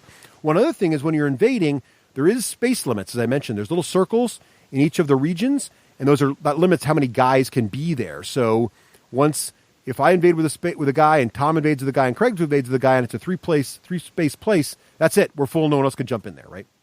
So that's invading. Marching is also very simple. It lets you move any number of models from one spot to another spot, and that actually costs any one single spot Yes. to any other one single spot. Exactly, and that costs you a rage point also. Yep. You can upgrade. So in your hand of cards, there's different kinds of cards, and one of the more common ones is an upgrade card. And on your clan sheet, there are different slots for upgrades. There's 3 slots to upgrade your clan abilities. There's a slot to upgrade your leader, a slot to upgrade your warriors, and a couple slots for monsters, and a slot to upgrade your boat. And so you might be looking at one of the upgrade cards in your hand. There's a cost right in the corner. You pay the cost in rage, and you put this card down on your sheet to show you've permanently got that upgrade, right? You can upgrade your warriors' strengths. You can upgrade your boats in all kinds of crazy ways, from their strength to getting bonus victory points when they die. And the monster ones are the really cool ones because when you upgrade a monster, that card goes onto your sheet, but now you get to pull that plastic monster out of the box, snap on your colored base to him, and now he immediately gets to invade for free as well because it's a monster rule. And now you've got this new piece in your army, and these monsters are all kinds of crazy things. Can you think of some other examples of some of the upgrade cards that you like, Tom? Well, I mean, I like the ones that give special abilities. I mean, frankly, I don't care about anything other than the monsters. Okay, right? I just want monsters. And the fact that there's a limit of 2 monsters saddens me. But I'm going to have 2 monsters. Right. I'm trying to think about the different upgrades. I like the one that when you put 2 of your guys in an area, they're stronger together. Yeah. They work in That was pairs. great. I had that one at the end of our game. Yeah, so like 2 guys become a 3 power, or later on in the game, 2 guys becomes, I think, 6 power or something like that. That's crazy awesome. Yeah. But alone, They still stink. So, what about you, Craig? Any upgrades you particularly enjoy? I loved the one where when you summon one of your warriors, another warrior can go into the same area for free. Mm-hmm. That was huge. What was one doubled the points that you got whenever your guys died during Ragnarok. Mm-hmm. That was huge. So I like the ones that like help you get points. Yes. And make normal events in the game that everybody gets to benefit from. You get to benefit from more than that because it kind of sets you up in a wave. The sort of the rising tide raises all boats, but it raises yours just a little bit more. Right. There definitely are some upgrade cards that allow you to build engines in the game, right? So Craig mentioned the one where if you die in Ragnarok, you get double victory points. So that would imply that your plan is to mostly kill your guys in Ragnarok. I have one that was when you recover your warriors from Valhalla, at the end of each age, no matter who dies in Valhalla, as warriors are killed, we'll get into combat in a second, they go off the table. At the end of each age, all your warriors that are in Valhalla come back to you to be used in the next age. Well, there's one card that says you get some victory points for each model that comes out of Valhalla. So you can build an engine that way by just not even worrying about anything else, but just getting as many of your own guys killed as possible and around because you're getting points from Valhalla that way, for example. So there are different ways you can build and optimize your engine, or maybe you get better battling, more points for pillaging, things like that. So these cards are really interesting, and Tom's right, though. It's all about the monsters, really. Well, one of the things you mentioned about the combos, and I liked, is the fact that the different cards have different god names on them. Yes. So if you're like confused about what to do, you'd be like, all right, I'm going to take Loki cards. Mm-hmm. Yep. I'm going to go with whatever god, and that way you can. It has some built-in combos, I guess. There are. There's synergies if you stick with the same god. And as Tom mentioned, there's the theming is very strong in this game. The Norse mythology is on every card, and there's some great artwork on all these cards too to really bring you into the game as well. But you're right. If you stick with a certain god's theme, you sort of build an engine that matches a particular play style. So that's the upgrades. The other card you're going to see in your hand are quest cards. And so another one of your actions is to take, and this one's a free rage action. So some of the actions actually say, and the cost is right there on your player mat. Some of them say free. So one of the things you can do is take a quest card out of your hand. And these cards are things like, they'll say on them, and they're green cards, so you really tell what they're for. They'll say, at the end of the game, have the most strength at Yggdrasil, or have the most strength in a particular area of the board, or have 4 or more warriors in Valhalla before Ragnarok, that kind of thing. And it'll give you victory points. If you satisfy the conditions of this quest, you get some victory points. You can put this card face down now next to your player mat, indicating you have a quest locked in. It costs you an action, though, to do that. And then at the end of the age, everybody's going to flip over their quest cards and see if you completed those. So no one knows the quest you're going for, but they know you're going for a quest at this point. The other action, the last and final action you can do, is the pillage action. And this is where you actually say, hey, you know what? I'm going to raid that village. So to pillage, you have to have at least either a boat adjacent to it or a warrior in the same region as a unpillaged village. So as I mentioned, there's these little pillage tokens that we shuffled up in the beginning of the game, put one in each region. And this indicates the reward you're going to get for pillaging. Most of the rewards are icons that match your clan level, meters you can raise. So, for example, there might be a horn on there, a horned helmet, which means it'll increase your helmet level by 1, meaning you can have more total plastic on the board than just 4. Or you'll increase your rage token, which means your starting rage now is no longer 6, now it's 7. Or you'll increase your glory, which means every time you win a pillage battle, you will get instead of 4 glory, now you get 5 glory. And as these go up, these numbers get higher. So those are most of the rewards. Yggdrasil, which is the hardest place to get to because you got to march to it, and there's no model limit in the middle. Yggdrasil gives you a level up in every single area. And there's also one of the pillaging ones out there gives you 5 victory points for pillaging also, which is pretty nice.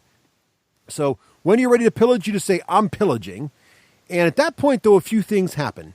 So you have to have a model there that can threaten the space, but then any other player starting clockwise from you can declare they're going to move guys in to contest your pillage.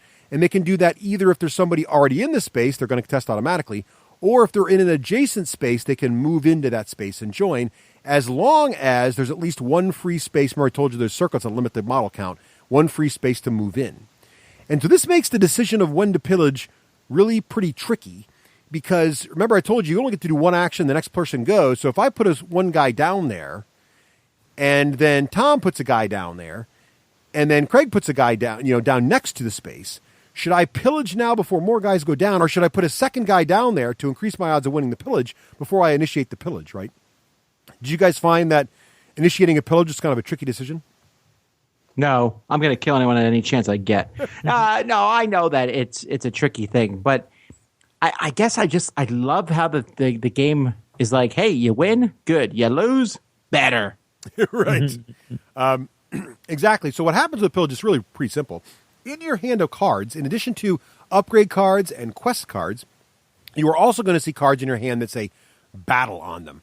So when we're going to pillage, if nobody is contesting the square or the space, no problem. You automatically win. You get the reward in the middle, but you get no glory because you didn't fight anyone. So there's no glory in just taking an easy pillage. But you do get the advantage of upgrading your thing for one, which is nice. But if it's contested at all, then you and everyone else involved in the pillaging combat, which is anyone with plastic either in the space or a boat adjacent to it, gets to put a face-down battle card in front of them. We're all going to flip these battle cards over. Now, typically these battle cards have a plus number on them. So your total, what you're trying to do is get the best total strength of the battle. So each of your warrior models starts the game with a strength of 1.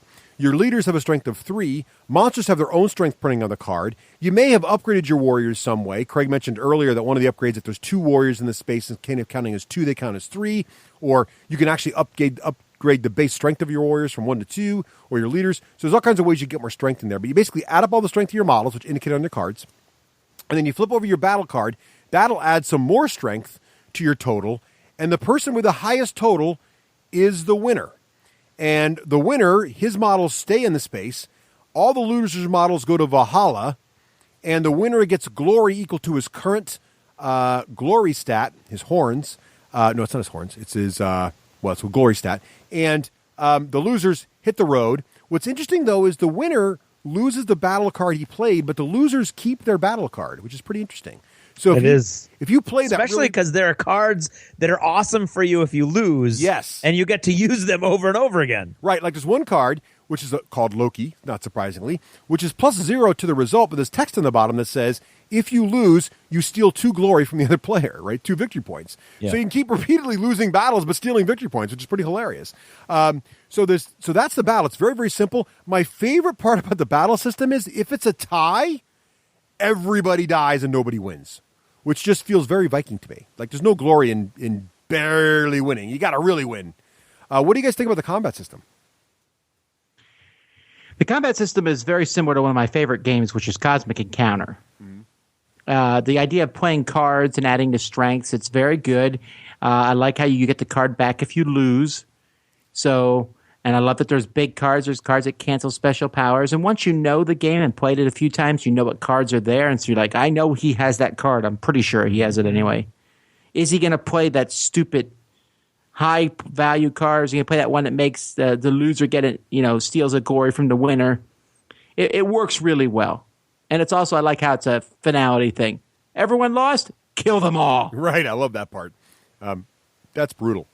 So that's the game, really, guys. So then after that, there's only a couple other things that happen. What's nice also is the age board really does a good job of tracking what the heck's going on. So each age is a row, and then there's a little counter that moves across the age that tracks, are we in the action phase, the God's Gift phase of tilting cards. After everybody's taken their actions and they're at 0, one other note that you should remember is that once your rage goes to 0, you can't do anything else except for react to other pillages. You can't do anything that's even free. Right? So you can't take a free action if you have 0 rage. So make sure you get your free actions all done before your rage hits 0. Once all the actions are done, everybody's rage is at 0, it's over. We're going to discard down to 1 card. You get to carry 1 card over from turn to turn. Mm-hmm. And we're going to flip over our quest cards, see if anybody has completed their quests, and if they did, score those. We're going to have Ragnarok occur, so we're going to put the new Ragnarok token down, destroy a square. All models under the Ragnarok token go into Valhalla, but players all score some points depending on what age it is. So the earlier the age, the less point each model's worth. But in later ages, the models are worth a lot more points, actually. And then we're going to release everybody from Valhalla back to their owning players, and we're going to repeat. We're going to reset the pillage tokens.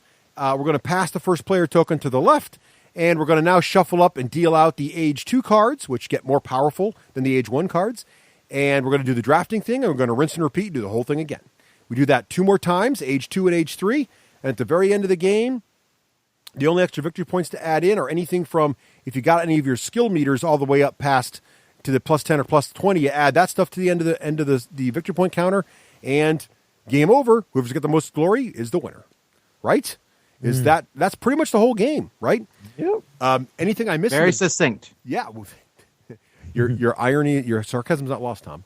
But a couple of things about this thing. We'll get into final notes. There's already a variety of expansions available. Tom, have you tried any of the expansions yet? So far, I played the 5-player expansion, which is fine. You start with no areas on Midgard destroyed.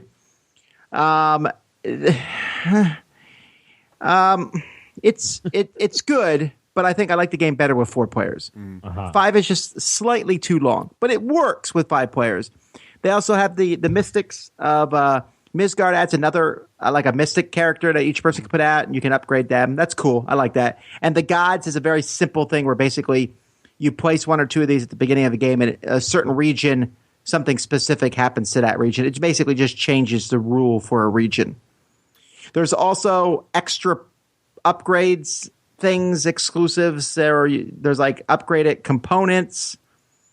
There's a few extra monsters that were part of the Kickstarter campaign, I believe. But to be very clear, I have not played with any of the Kickstarter exclusive stuff, and I love the game. I don't believe you are missing anything at all. Don't feel like, I'm buying an incomplete game. The game is very complete, as is. It is. I don't have any desire to buy even the expansions, although the 5th player one does intrigue me a little bit. You want to get the gods, though. It just adds a small God wrinkle. sounds fun just because I like to see Thor and Odin running around or whatever, so that would be cool. But I was hoping you could play them as monsters, but no, they're just there causing mischief. That's probably fine. As much as I love the monsters in the game, and I really do love them, and to the point where sometimes I'll take one when it's not my best move. I think there's enough monsters in the game as it is. I don't know that you need that many more. All right, that's fair.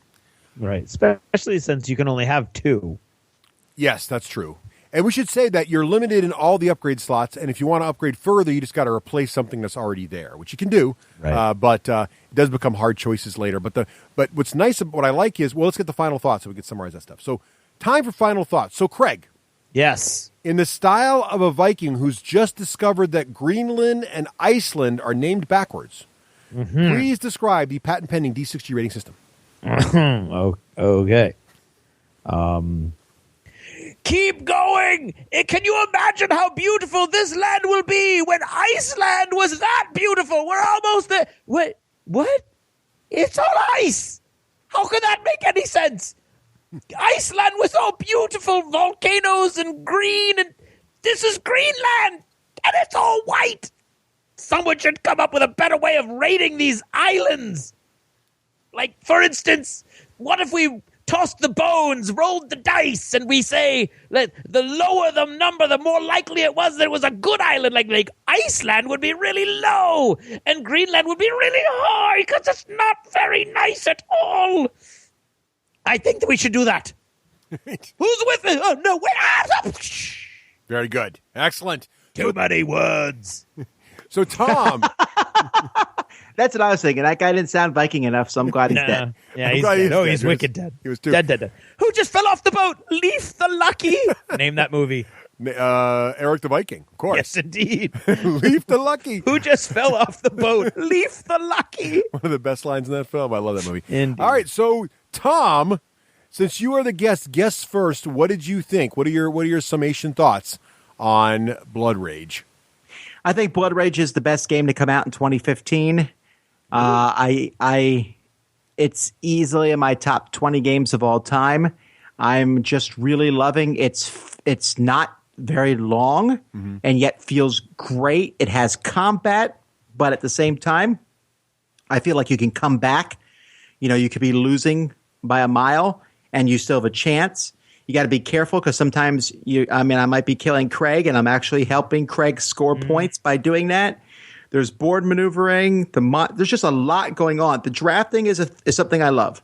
I love great miniatures. I love the theme. I love area control, and I love card combat where you play cards and add them to your thing. I love surprises.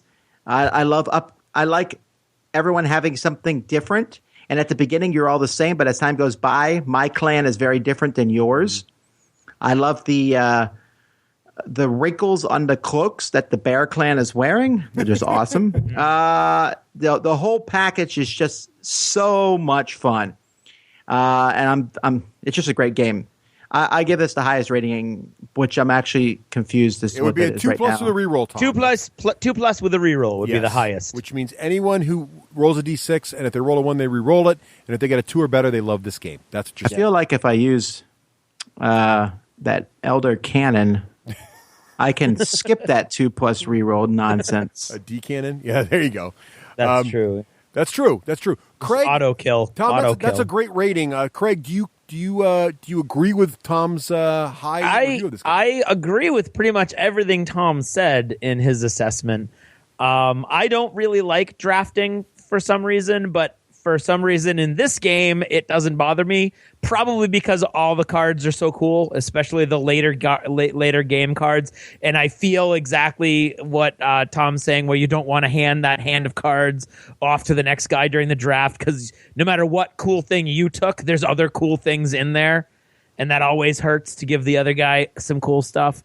I love the combat mechanic, which to me reminds me of the Game of Thrones board game, where you know how much plastic you have and how much plastic the other guy has. So now it comes down to the cards, and the card. So there's no luck involved. It's going to be other than the what cards you got, but.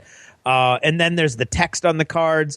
And I think the one thing that Tom didn't mention that I really enjoyed and appreciated, because it gave me the game, was there are so many different avenues to victory. You don't know what other guys need to do to win. You can look at their upgrades and kind of figure out what's going on, but at the same time, you don't know like what they can do or what they're going to pull out or what their cards are. And in the late game, when people start using, there's a combat card that negates all text of all combat cards, and you just see like everybody's plans just crumble. That's awesome. When you're fighting at Yggdrasil in the middle of the board, where it sucks everybody into you got a big giant combat with everybody, and you've got that one card that allows you to suck everybody's combat cards as victory points into your total, and then somebody plays, I played the card that negates all the text in the cards, and you had set this whole thing up knowing you were going to lose, but knowing you were going to get all this victory, and then you get nothing. It's awesomely bad when it happens to you, awesomely fun when you do it to other people. I really enjoyed the game. I'm glad Tom said you don't need all those exclusives, because as we've been reviewing it, I've been on eBay looking at all of the you can get all the Kickstarter stuff, and I had fun with just the version we were playing with, which is just the standard game, right, Russ? Yes, that was the standard one. Yeah. Yeah. So I really enjoyed it. I would say I'm gonna give this a 3+ with a reroll. For anybody, and I'm gonna say if you like Vikings, it's +1. And who doesn't? Are you gonna get it? Like Vikings? Craig, are you gonna get it? I don't know if I'm gonna get it.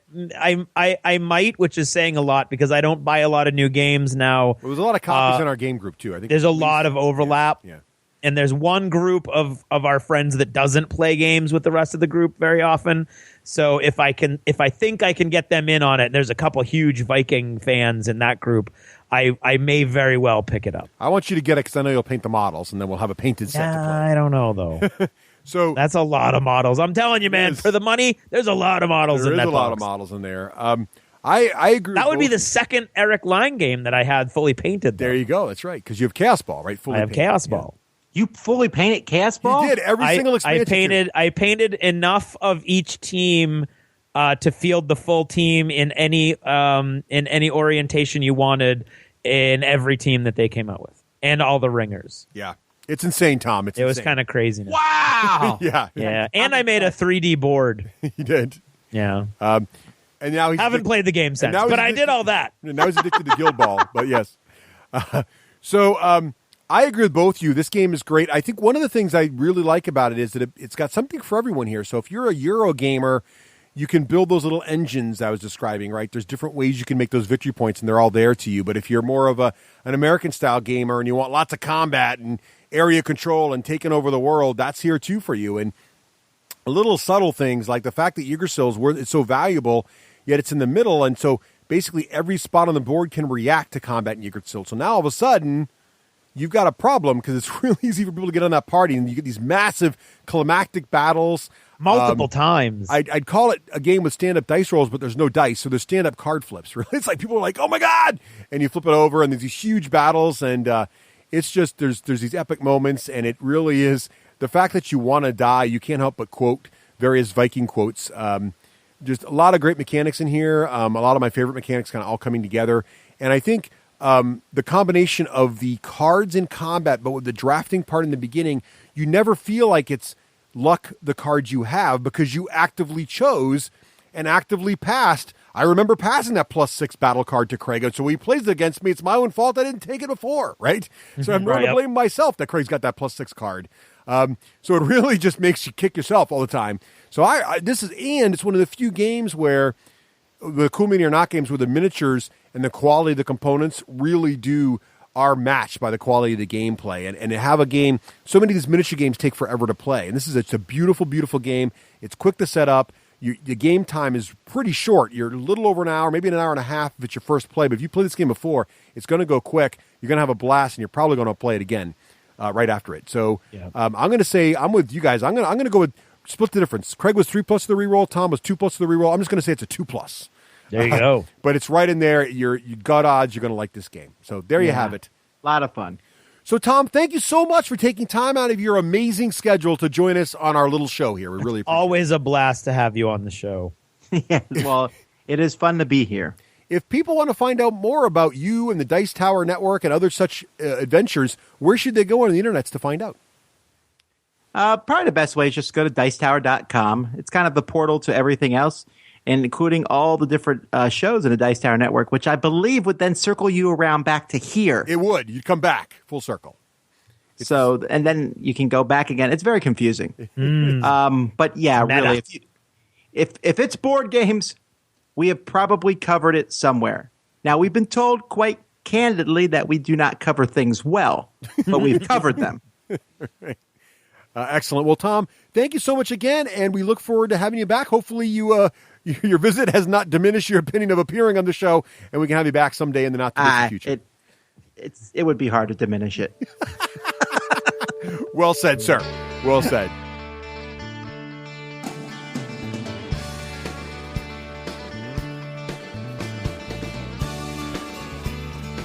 This Jiver Notice is brought to you by all of our fine friends over at Patreon, the men and women who help us keep the lights on and stand shoulder to shoulder with us as we create more and more content that's not that horrible.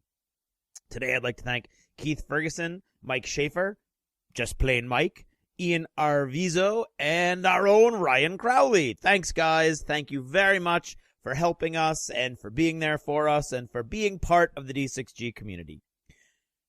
Did you ever notice how much more fun a game is when there's people? And that seems like it's kind of, self-explanatory. My feelings about solo games are already well known. Of course, if you have no choice, obviously, you play a solo game. Done that myself before. But really, when you get down to it, it's a lot more fun when there's a lot more people. And that really comes into its own when Russ and I, and sometimes Rafe, do these big D6G mega battles at conventions. And, of course, we started doing this 9 years ago. Or was it 8? Yeah, it was 8. We started 9, but then it was the next year. So 8 years ago, we started doing this at TempleCon, which, of course, used to be in February, and we approached them. We explained basically the podcast had been born there. They were all excited. We were all excited. We used to do these big events, and then over time, as TempleCon got bigger, we were getting bigger at the same time. But we, I guess, didn't seem to be much bigger. So it was harder and harder to schedule these events. And then eventually we kind of got put into a back room somewhere, and we were bringing more and more prize support to this. We were bringing hundreds of, at one point, I think we brought over $1,000 in prize support, to these events. These events were supported by major, game publishers.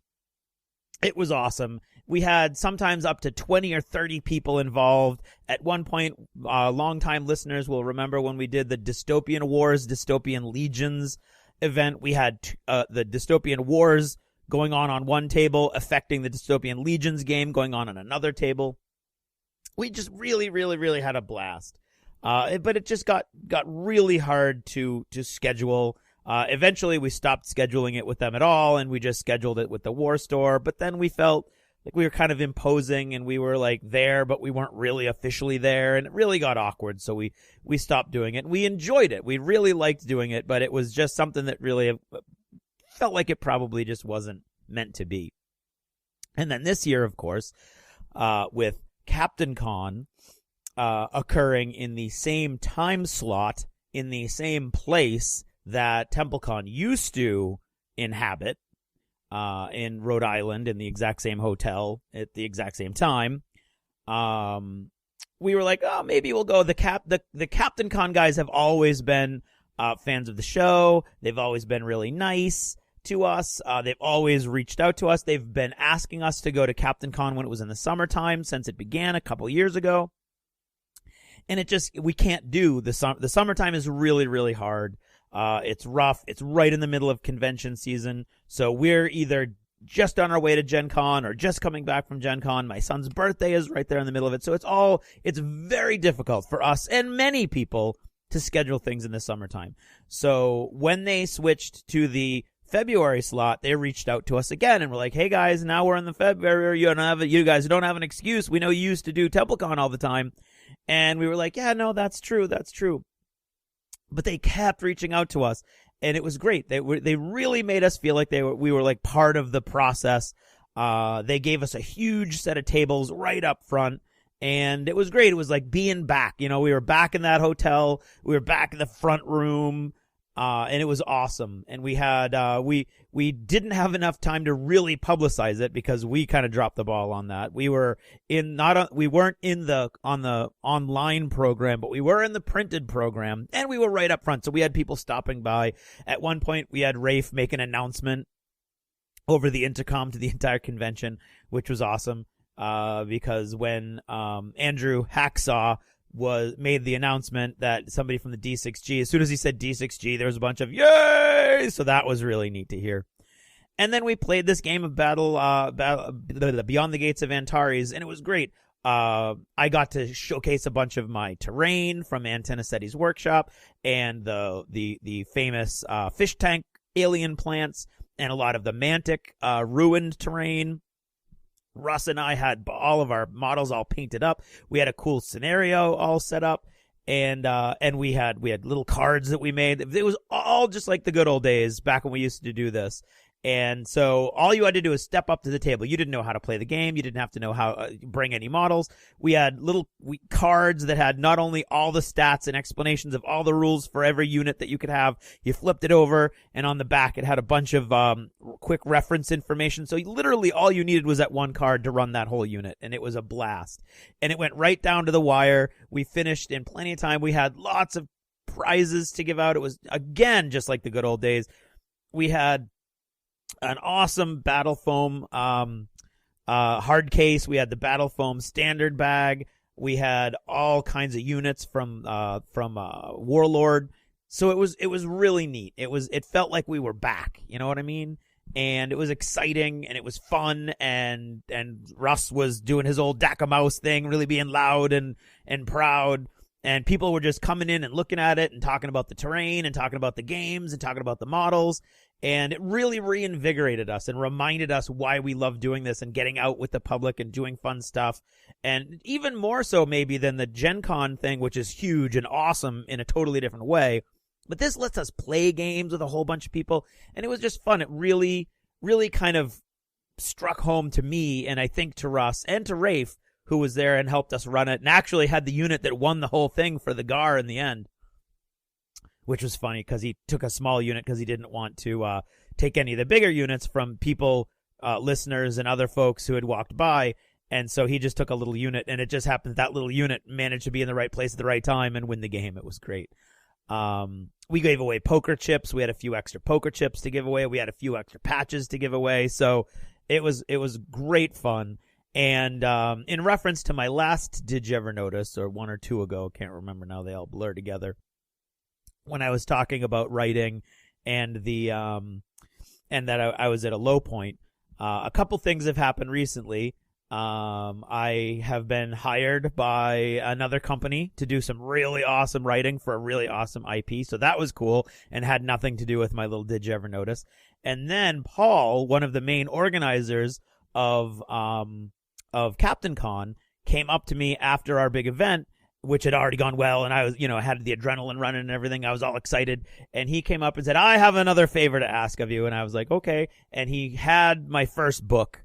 And he said, I just received this as a gift. My really good friend told me I have to read it. He told me it was great. I want you to sign it. And I was like, oh my God, this is fantastic. So obviously I had forgotten Paul's name because I'm an idiot. But other than that, and he was very gracious in reminding me, because I've known him for a very long time and corresponded with him a lot. And he was one of the guys that brought us there. It was really embarrassing. I'm an idiot. But anyway, it was great. It was awesome. And it really kind of just went a long way towards making a great day even better and kind of reinforcing that maybe I don't totally suck at this whole writing thing anyway, after all. So it was great. It was awesome. It was so much fun to play with all those folks. And I just, one more time at the end of the show, to thank all those Captain Con guys for doing such a great job with a gaming convention in February. It felt like a young Adepticon. It really did. There weren't a lot of distractions. There weren't a lot of extraneous things that are neat and fun to look at, but not really, part of a gaming convention. And it really kind of went back to what we enjoy and what we want out of a local convention. So we really enjoyed it. And so thanks to all those guys. Thanks to everybody who played the game with us. And we're looking forward to doing it again. We're going to do it locally, I think, this coming week. Russ just asked me if I was willing. And of course I said yes. So very, very exciting. So thanks to all of you guys for making that possible, for kind of like bringing more energy back into everything that we do. And thank you guys for listening, because without you guys, I'd probably still be doing this and nobody would be listening to me. So thank you very much. That's about all I've got to say about this tonight. So thanks for listening, and good night.